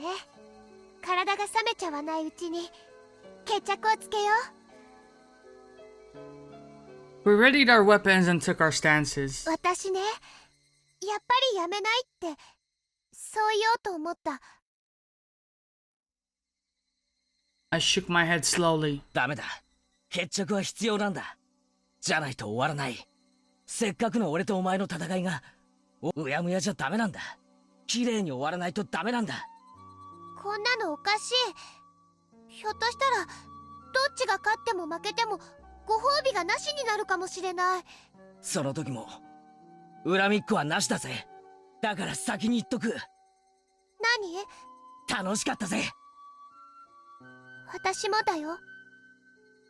レナ、仮に俺たちのどちらかが死のうと、俺たちだからまた今度は普通に遊んで普通に笑い合って普通に恋をしよう。絶対に互いを疑わない。互いを絶対に信じ合う。だから絶対に会えるよね。絶対だよね。ああ、絶対だ。Tears appeared in Rena's eyes. I noticed I was about to break down too. じゃあ、行くぜ。There was no signal, but we stepped forward at the same time. Our shadows jumped in the moonlight. We were fighting so viciously earlier, but now it was like we were moving very slowly. We must have looked like a shadow play. Everyone was watching the shadows dance. Rena's shadow hit my metal bat violently. As a result, I let go of it. The metal bat bounced once on the roof, then rolled down to the schoolyard. I had lost my weapon. Here was Rena's chance. Of course, she wouldn't miss it.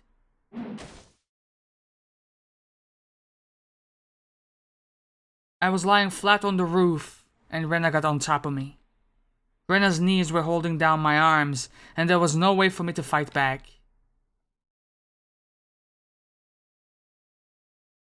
The moon was divided into two. The shadow of Rena's hatchet had split the moon right down the middle. This was the end. やるな。腕が抜けねえや。ねえ、ケイチ君、もう決着ついたんだよね。おいおい、まだついてねえだろ。そいつを振り下ろすまではまだつかないぜ。嫌だ。Then don't. 嫌だよ。嫌だ。Rena's arms were still raised, but tears were pouring from her eyes. どうしてこんなことになっちゃったんだろう。どこで変になっちゃったんだろう。私はみんなを大好きで、みんなを信じていたはずなのに、どこで信じられなく、どうしてケイチ君にナタを振り上げているのかわかんない。どうして私はこんなにも大好きな仲間たちにこんなにも恐ろしいことをしてしまったんだろう。お前、そうか、気づいたのか。この世界で自分で自分が信じられないよ。こんなにもあんなにも楽しい日々だったのに、どうして私は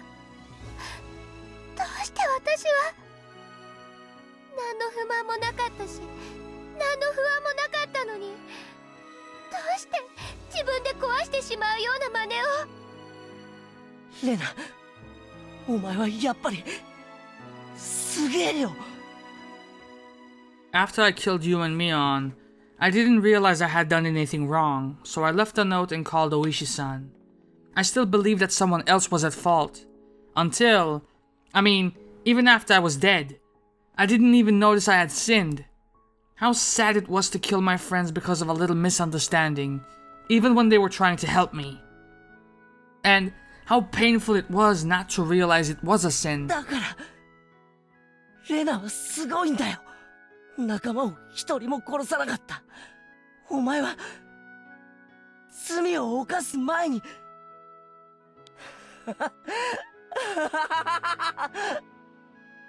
さすがだよレナ、さすがだよ。俺とは違うんだ。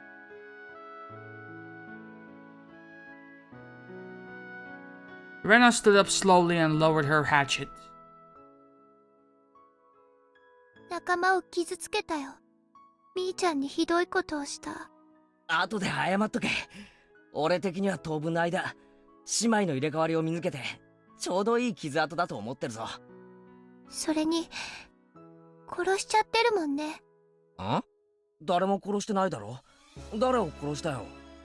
マミやリナと北条哲平。ああ、あいつらか。あの二人を殺すことは正しいことだと思ってた。でもあの二人を殺した日からもう世界はおかしくなっていたと思う。だということはあの二人を殺すのは正しいことじゃなかったのかな。正しいかどうかは知らんが最善手じゃなかったことは確かだな。最善手って？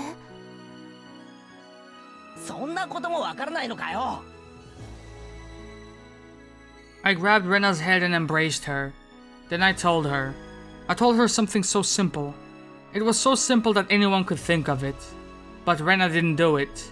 I didn't do it either back then. 何かやばかったり疑いそうになったり辛いことがあったりした時はな。It was so simple. 仲間に相談するんだよ。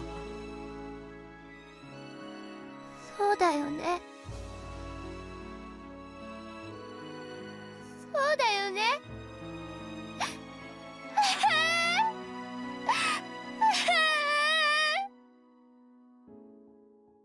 Rena cried in my arms for a while. She cried about the wrong choice she made at the very beginning. The choice couldn't have been hard to see. I'm sure it was something that was within her grasp. How stupid it was to worry about it by herself. She had friends. She had friends whom she trusted. Why did she think she couldn't talk to her friends about it? 私が間違ってた。どうして話さなかったんだろう。なんで私はみんなを信じてるのに信じてなかったんだろう。俺もかつてそうだった。だから俺は笑わねえぞ。でも気づけたならいいんだ。しかもレナは俺なんかよりずっと早く気づけたじゃねえか。We will trust each other. We will never doubt our friends. We will rely on each other. We will talk to each other and help each other. That's why friends are always happy and why we can endure anything together. じゃあレナ、幕の降りた舞台だけどさ、これで全部おしまいだぜ。カーテンコールって何かな？まあまあ、俺の独り言だ。最後だけ付き合ってくれよ。We stood up together, holding hands. The moon was hanging behind us. When I nodded, Rena threw away her hatchet. It disappeared into the darkness below. Then I spoke to the audience in hell, the demons who weren't expecting this ending. I was proclaiming victory. これで今宵はおしまいだぜ。俺たちは惨劇に打ち勝った。もう俺たちは互いを疑わない。だからいつまでも結束している。だからどんな惨劇が訪れようとも二度と屈すると思うんじゃねえ。悲劇など知るか、惨劇など知るか。悪魔どもが喜ぶ脚本が今後どれだけやってこようとも俺たちが全部ぶち壊してやるぜ。 Interesting.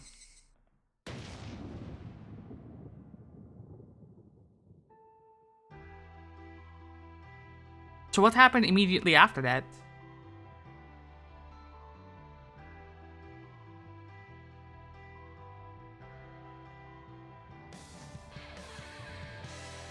I guess it's not pertinent to the story. I would assume that she got arrested, but what happens after that? Does the disaster still occur where the entirety of Hinamizawa is buried? Let's see here.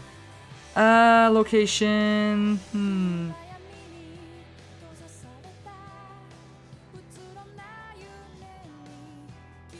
The suspects gathered around a large quantity of gasoline and held the school hostage for over 7 hours. The situation remained in a deadlock for some time, but at 1845, several hostages persisted and fled from the building. At 1910, she agreed to disarm and surrender, freeing the final hostage. 4 casualties, all minor injuries. Let's see, Mion. I don't know about minor injuries. She got fucked up.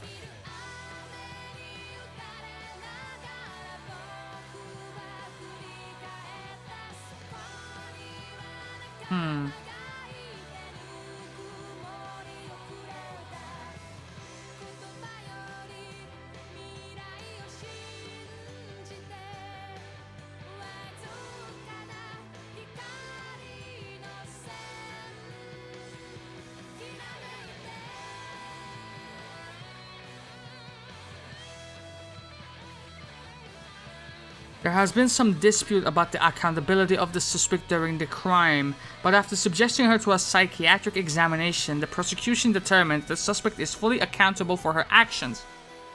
The defense is in direct opposition to this and has submitted their own psychiatric examination report denying that the suspect's accountability. The trial is currently in session.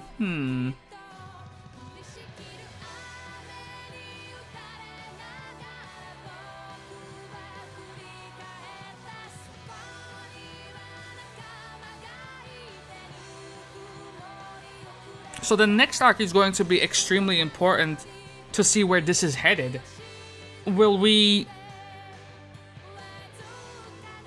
tackle something with Mion and Shion, or will we tackle something with Satoko perhaps, in order to make them free, like in order to make them realize that we need to defeat the script that has been predetermined for us? My guess would be Mion and Shion, but because I still think that Satoshi is a key member here. Once we find out about him, a lot of questions are going to be answered, I feel like.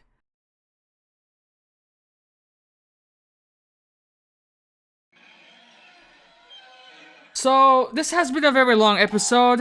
That's fine. We're gonna do the review. We're gonna read the last tip here, and we're gonna take it from there. Let's see.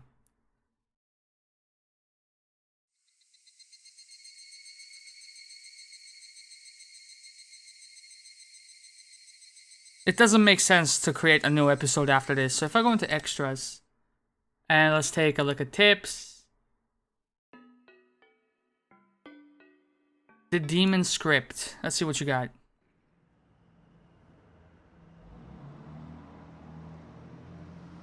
The car began to rattle as the road turned from asphalt to gravel. The cry of the cicada seeped through the tightly shut windows. Most people would open their car windows and let the natural air in along with the sounds of the cicadas. But people are also spoiled. He would rather keep himself cool with the air conditioning turned to max than listen to the sounds of nature. Usually it was the rainy season at this time of the year. But this June, the summer had already come without any rain. Just like how the weather was on that day 20 years ago. ここはやっぱり空気のいいところだよな。ええ。風光明媚ないい土地です。ひょっとしたら隣の村みたいに世界文化遺産に指定されることもあったかもしれないのに惜しいですね。そのおかげで観光客がいない。実に快適じゃないか。どうして旅行者ってのは田舎じゃ交通法規を忘れられるんだ。道路いっぱいに横になりやがって。赤坂先輩はアウトドア今も？最近はさっぱりだな。何しろ暇のない家業だからな。それはお互い様です。おー、いたいた。あやな。The other man noticed and waved his hand before anyone in the car could honk the horn. The man was a young fellow on a motorcycle with a big backpack on his shoulders. He looked like he was ready to go camping. Akasaka and his partner stepped out of the car and shook hands with the young man. 小隊長殿、ご無沙汰いたしております。おう、今のとこはどうだ？元気にやってるか？今日は楽にしてくれていいぞ。こちらは俺が大学時代に大変お世話になった。どうも、赤坂です。今日はもう一人、大石という者とご一緒するお約束でしたが、直前に検査入院が入ってしまいまして。よろしくお願いします。さて、赤坂先輩、どこから回りますか？ His name was Mamoru Akasaka. He was a veteran detective from the Tokyo Metropolitan Police Department. Despite the fact that he was close to his retirement, he hadn't lost his clear instinct and sharp eyes at all. Those eyes showed the confidence he had built through many risky experiences, and he had a well-built muscular body and a fearless aura. He must have fought against many violent criminals. His connection to Hinamizawa went back almost 30 years, all the way to 1978. It was in Public Safety Division in the Metropolitan Police Department. He came to Hinamizawa to investigate the kidnapping case of the grandson of Inukai, the then Minister of Construction. There, he met Oishi and Rika Furude. Rika Furude predicted her own death. Akasaka regretted for the rest of his life that he couldn't save that little girl from her fate. He saw the news of the great Hinamizawa disaster on TV and met up again with Oishi. They pledged to uncover the mystery of both the cruel fate that fell upon the little girl and the series of mysterious deaths in Hinamizawa. Unfortunately, Hinamizawa was sealed off for a long time. As a result, all Akasaka and Oishi could do for the past 20 years was publish the little information they had gathered, and ask for their readers to send their tips and clues. But recently, the seal on Hinamizawa had finally been lifted. However, they couldn't come to Hinamizawa until today due to Akasaka's busy work schedule and Oishi's poor health. In fact, Oishi was supposed to come with Akasaka, but he was called in for an emergency health checkup. The other two who came along were Akasaka's juniors from university. One worked at the ground STF, and the other was his subordinate. They were assigned the mission of sealing off Hinamizawa, so they were quite knowledgeable about the village. Akasaka took out a scrapbook from his bag. The corners of the scrapbook were all dented, making it look very old. Akasaka flipped through the pages, thought for a second, and let them know his first destination. では、鬼ヶ淵沼をお願いします。了解いたしました。それではご案内いたします。The young man got on his bike and waited for the others to get back to their car. They honked at each other to signal that they were ready, and the young man led the car to the swamp. Heading through the forest, they came to an open area where the ground was covered by concrete. There wasn't even a single drop of water in sight. All the water of the swamp had been replaced by concrete. That was what Onigafuchi Swamp looked like now. 沼どころか水たまりもないな。大災害後のだいぶ初期に埋め立てられたと聞いています。自分がここへ着任した時はすでに埋め立てられていました。ちょっと降りてみよう。Akasaka got out of the car and walked to the center of the concrete-filled swamp. It wasn't a parking lot or a heliport. It was just a huge empty concrete space right in the middle of the forest. なるほど。これがネットでよく言う UFO の着陸場というやつか。そんなことを言われてるんですか？ここの写真がよくミステリー系のサイトに紹介されてるよ。ここで政府と宇宙人が交流してたって言うんだ。確かにこんな森の中にポカンとこんなコンクリートの空き地があれば不審に思うよな。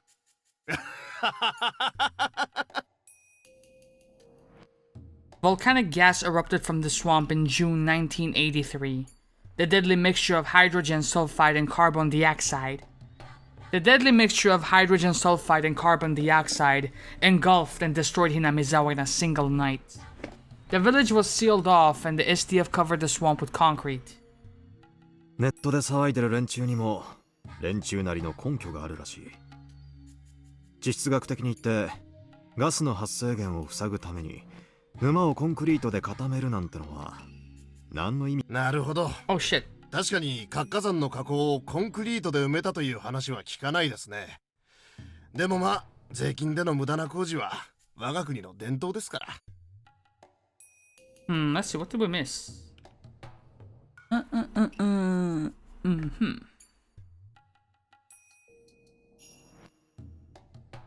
Lately, people who love things like supernatural phenomena and UFOs write on the internet about the Great Hinamizawa disaster. It's well known by now that the cause of the disaster was an eruption of deadly volcanic gas from a magma chamber. In 1986, a similar natural disaster occurred at the Lake Nyos in Cameroon, Africa. So people easily believed that such a rare natural disaster could occur anywhere on Earth, and that was what happened in Hinamizawa as well. However, a rumor about another possible explanation had begun to fly around on the internet recently. They say that the disaster was a cover-up by the government, and that it was actually a biochemical terrorist attack by aliens. Why had such a rumor begun to spread now? They claim to back up their theory with a secret document known as File Number 34. Someone online named it File Number 34 for descriptive purposes, but the name spread and stuck since then because it sounded like a government conspiracy. People loved it. It's unknown how or from where they obtained those documents, but they posted scans and pictures, which were all ridiculous. Plus, more fake evidence was produced over time, so now even the existence of such documents are in doubt. File number 34 deserves a bit more explanation. However, since it started on the internet, truths and lies were all mixed together, and it has become more like an urban legend. So, this is what is believed to be mostly true. File number 34 was a notebook written by a nurse named Miyo Takano who worked at a local clinic in Hinamizawa. File number 34 was most likely named after her. This woman was a researcher who studied the demon myth of Hinamizawa and tried to solve what it meant. The contents of this notebook state that she prophesied the Great Hinamizawa disaster of 1983. According to her research, a UFO crash landed in Hinamizawa a long time ago and sunk into Onigafuchi Swamp. The UFO carried parasitic bacteria from space and they began to infect the locals. The infected villagers began to behave extremely violently, so much so that they were fit for the word demon. Miyo Takano insisted that this was the explanation for the myth about the demons pouring out of the swamp. An alien who survived the crash realized that the Earthlings had gone crazy because of the bacteria he brought in, and he decided to show himself to the villagers to help them out. This is how Oyashiro-sama was born. The alien was able to cure the villagers with highly advanced technology, but couldn't eradicate the bacteria completely. Since the villagers looked up to the alien as some sort of deity, the alien utilized its status to hand down specific rules to the villagers in order to stabilize the disease. The bacteria took a liking to Hinamizawa's habitat, so when a carrier of the disease left Hinamizawa, their symptoms would re-emerge. Therefore, the alien made it a rule not to leave the village. This leads to the legend of transcendence of Onigafuchi. The weird practices and miracles that villagers performed were realized by the means of advanced technology that they received from the alien. そういうののマニアな人たちはつくづくそういうのが好きですよね。ノストラダムスの大予言だって99年にはあんなに騒いだのに、7月が過ぎたら何事もなかったかのようにみんな過ごしてる。民放もあれだけ煽っておいて無責任たらありゃしない。でも高野美代はHinamizawa大災害を予見したらしい。それは嘘じゃない。確かにこのスクラップ帳に書いてある。そんなまさか。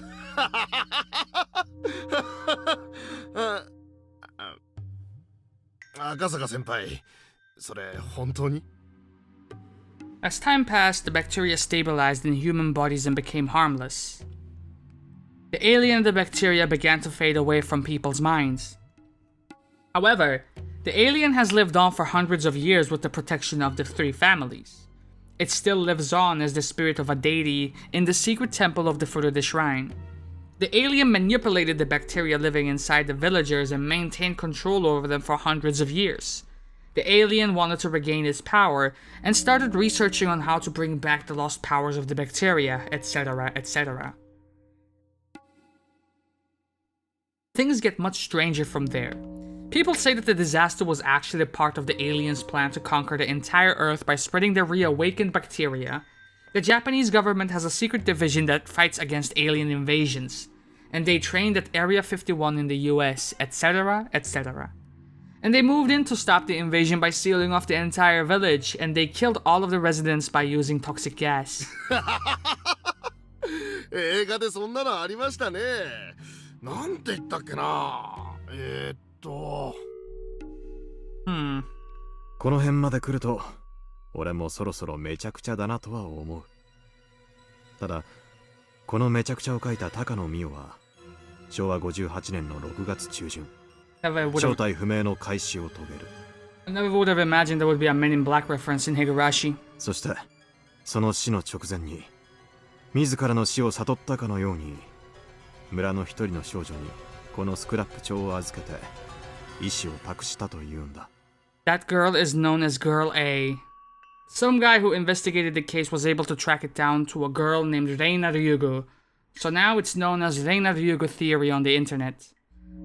Reina Ryugu inherited Mio Takano's will by means of the scrapbooks. She tried to fight against the planned invasion by holding a school hostage and demanding the local police to uncover the aliens' plot. Of course, no one believed her and they assumed she was in a state of paranoia.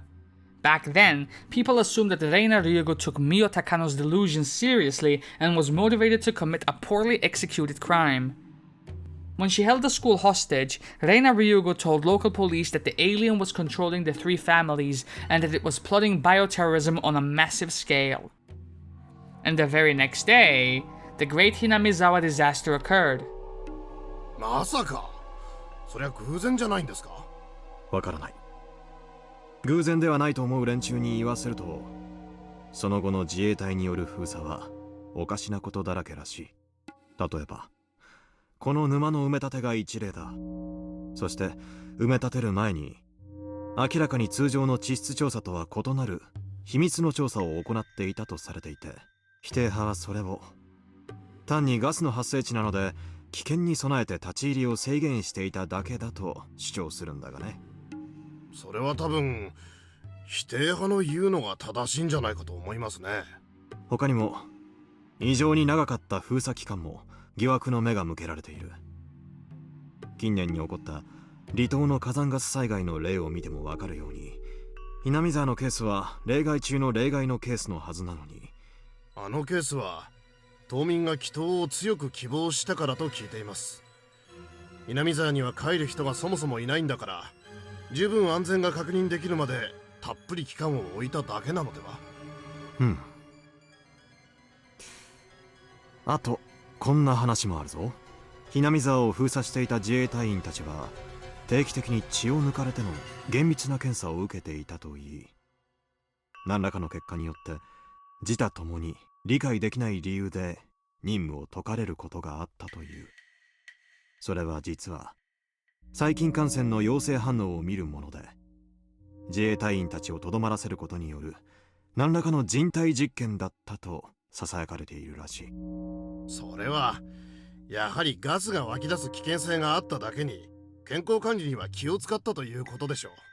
それに普通のサラリーマンだって年に一度は健康診断を受け、その時に血を抜かれてるはずです。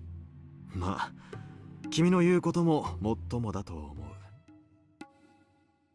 あともっと面白い話もあるぞ。Hinamizawa大災害時に火山ガスは発生していないと主張する連中がいる。火山ガスは発生していない？どういう意味ですか？つまりもともと火山ガスなんか噴出してなくて、ガス災害というのが政府の嘘であると主張しているらしい。それこそミステリーマニアのこじつけだと思いますね。で、その連中は何を根拠に火山ガスが発生しなかったと言っているんです？封鎖解除後、ミステリーマニアがどっと押し寄せて UFO 説を補強するためにいろいろ調べたらしい。で、政府発表の火山ガス成分によるならば、硫化水素によって金属が腐食されたり自然体系に大きなダメージが残るはずだ。にもかかわらず南沢にはそういう痕跡が残っておらず、もっともあれから20年も放置された村なんだ。そんな痕跡を発見できたかどうかはやはりつくづくインターネットというのは信用できませんね。で、まさか赤坂先輩はその怪しげな話を信じてるわけですか？最初は信じなかったが、最近は俺もわからない。赤坂先輩ともあろうお方が UFO 話を信じるんですか？このスクラップ帳、これが本物の34号文書だとしたら、昭和58年6月25日にhinamizawa営林署に人質を取って籠城したhinamizawa大災害の混乱で長いこと行方不明だったが、近年大石さんの古い友人が原型の保存庫で発見したらしい。 Back then, Oishi thought Rena Ryuga was delusional. But after reading this again after the Great Hinamizawa disaster, some of the contents seemed to hold vital clues. It's not the alien part that he was interested in, but her theory that an endemic disease of parasitic microbes in Hinamizawa was responsible for the curse of Oyashiro-sama. Of course, there is no proof that such microbes existed, so it still remains at a theoretical level. 大石さんの仮説なんだが、御三家が過去の信仰心を村に取り戻すために大昔の毒性の強い病原体を研究していたのは本当じゃないかって言うんだ。hinamizawa大災害は実はその結果の失敗じゃないかってな。This theory is also based on the theories and myths she found on the internet. The village's clinic's chief's doctor died mysteriously right before the Great Hinamizawa disaster. A girl, Rika Furude, was brutally murdered on the night Rena Ryuga took the school hostage. Huh, so she still died? Interesting. There could have been an underground research lab beneath the village clinic, and Dr. Irie could have been forced to do microbiological research, but he couldn't live with his own sins and committed suicide. Rika Furude could have been brutally murdered in a sacrifice for some sort of ritual ceremony in the name of Oyashiro-sama's revival. However, their experiment went wrong. Instead of the microbes being parasitic in the villagers, they became a killer virus, and they exterminated the entire village in one night. ただのガス災害じゃないことは明白なんだ。ガスが湧く直前に一人の少女が最近テロを予告し、数人の村人が開始を遂げている。それをスクラップ帳にまとめた高野美代本人も含めてね。あれを偶然の予見不可能な災害だとするにはどうも腑に落ちない要素が少なくない。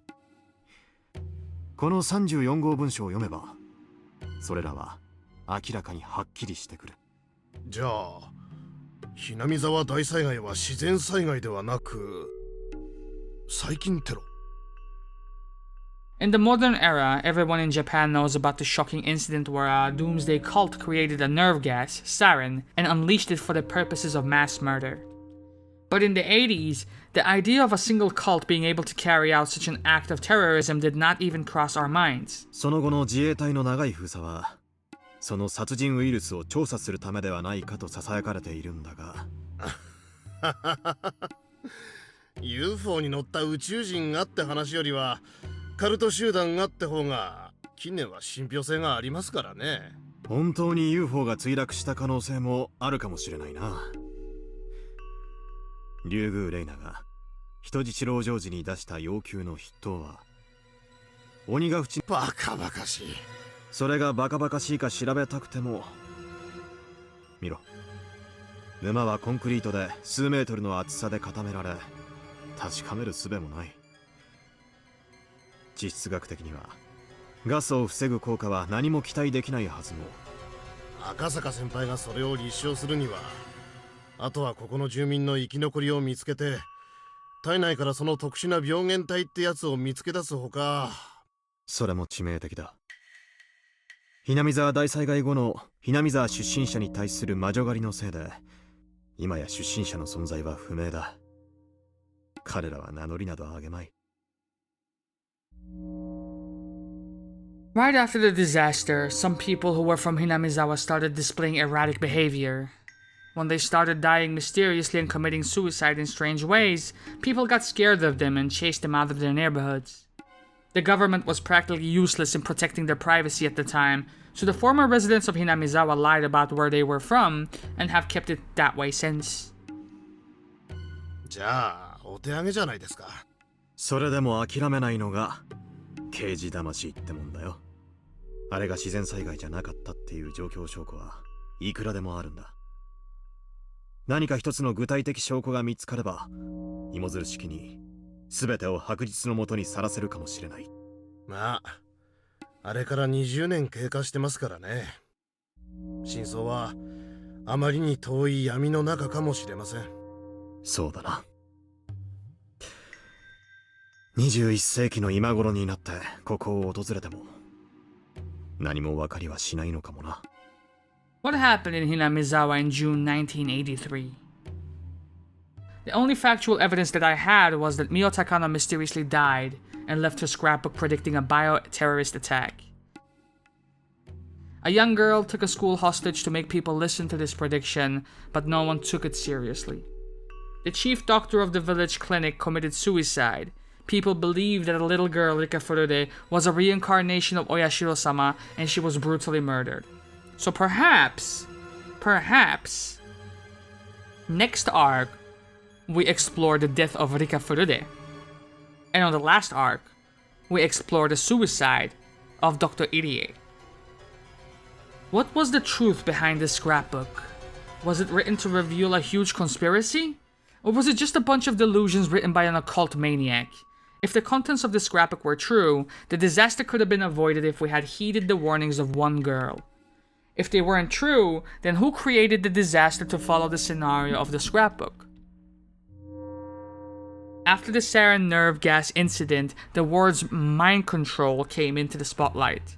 In contrast to brainwashing, which can easily force a person to commit certain acts in the short term, mind control takes a long time to gradually make a person believe that what he or she must do is the right thing to do and to act upon it as if it were his or her own idea.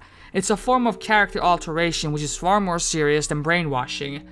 The cult behind the sarin gas incident induced fear and anxiety into its members through its revelations of doomsday. At the same time, they ordered them to do certain things as means of salvation, and had them do so voluntarily. The formula was quite similar to how Rena Ryugu became a puppet of file number 34. So, does that mean that Rena Ryugu was mind-controlled by someone? Does that mean that the cult that mind-controlled her tried to cause the end of the world in order to increase the credibility of their teachings, just like the other cult did? Would that make file number 34 some sort of religious textbook for them? When I lose my grip on what's true and what's not, it sometimes makes me feel that someone might be laughing in amusement at this disaster. This scrapbook was like a script. It was a script for a tragedy that takes the lives of thousands of villagers in one night. It was a script for demons who laugh at the loss of human life. Someone wrote the script. Someone performed it. Someone watched the show and laughed. Damn it! What the hell happened in Hinamizawa in June 1983, man? Okay, finally, that one was quite lengthy. Lengthier than I expected. Lengthier than I hoped, actually. This episode has gone on for so fucking long, it's nuts. But we're not done yet! Oh no no!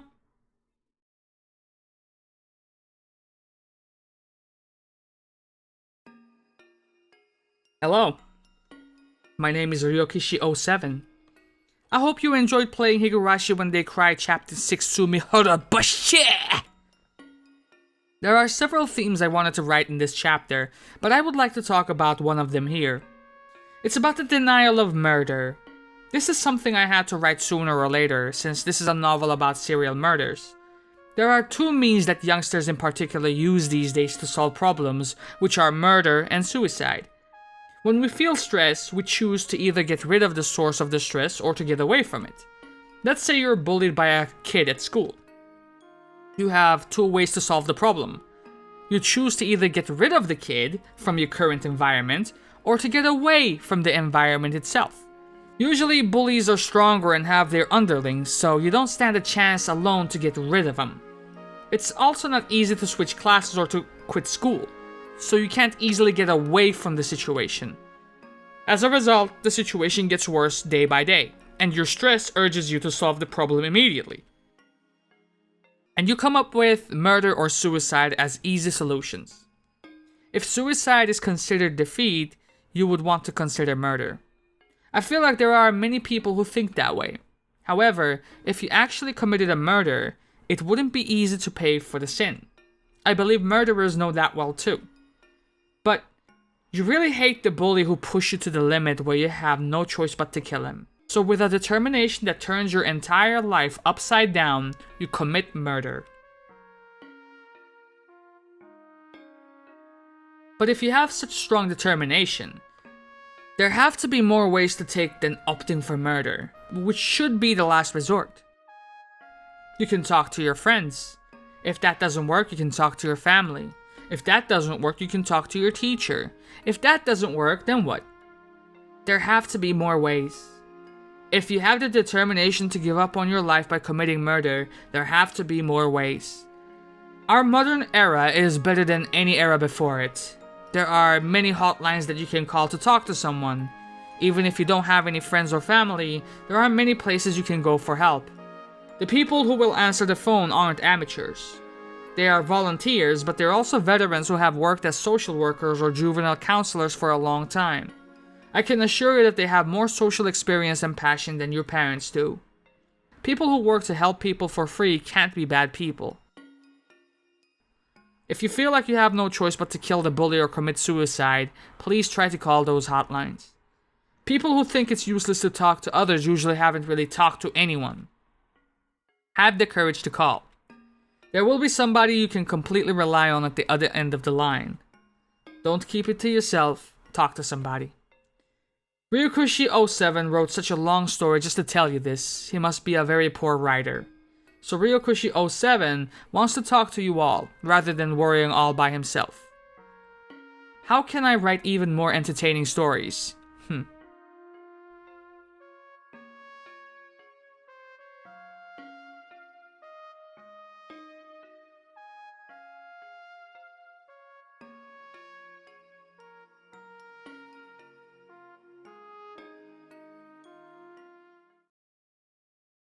And there it is! Tsumihoroboshi! Over and done with. I'm not gonna keep you guys here any longer, man. I am absolutely exhausted. This last episode has been... I've actually had to do it on several sittings. It wasn't done in one take because this was too much. He just went on and on about it, man. He just went on and on about it. Like, fuck, bro, pace it better, please. It kind of dragged on, but we got some answers. There are still many more answers to get. I hope you guys enjoyed it, man. I'm out of here. I'll see you guys for the next arc. Until then, this has been your boy Karagol Gaming. I'm out of here, man. Love y'all and do. Cease.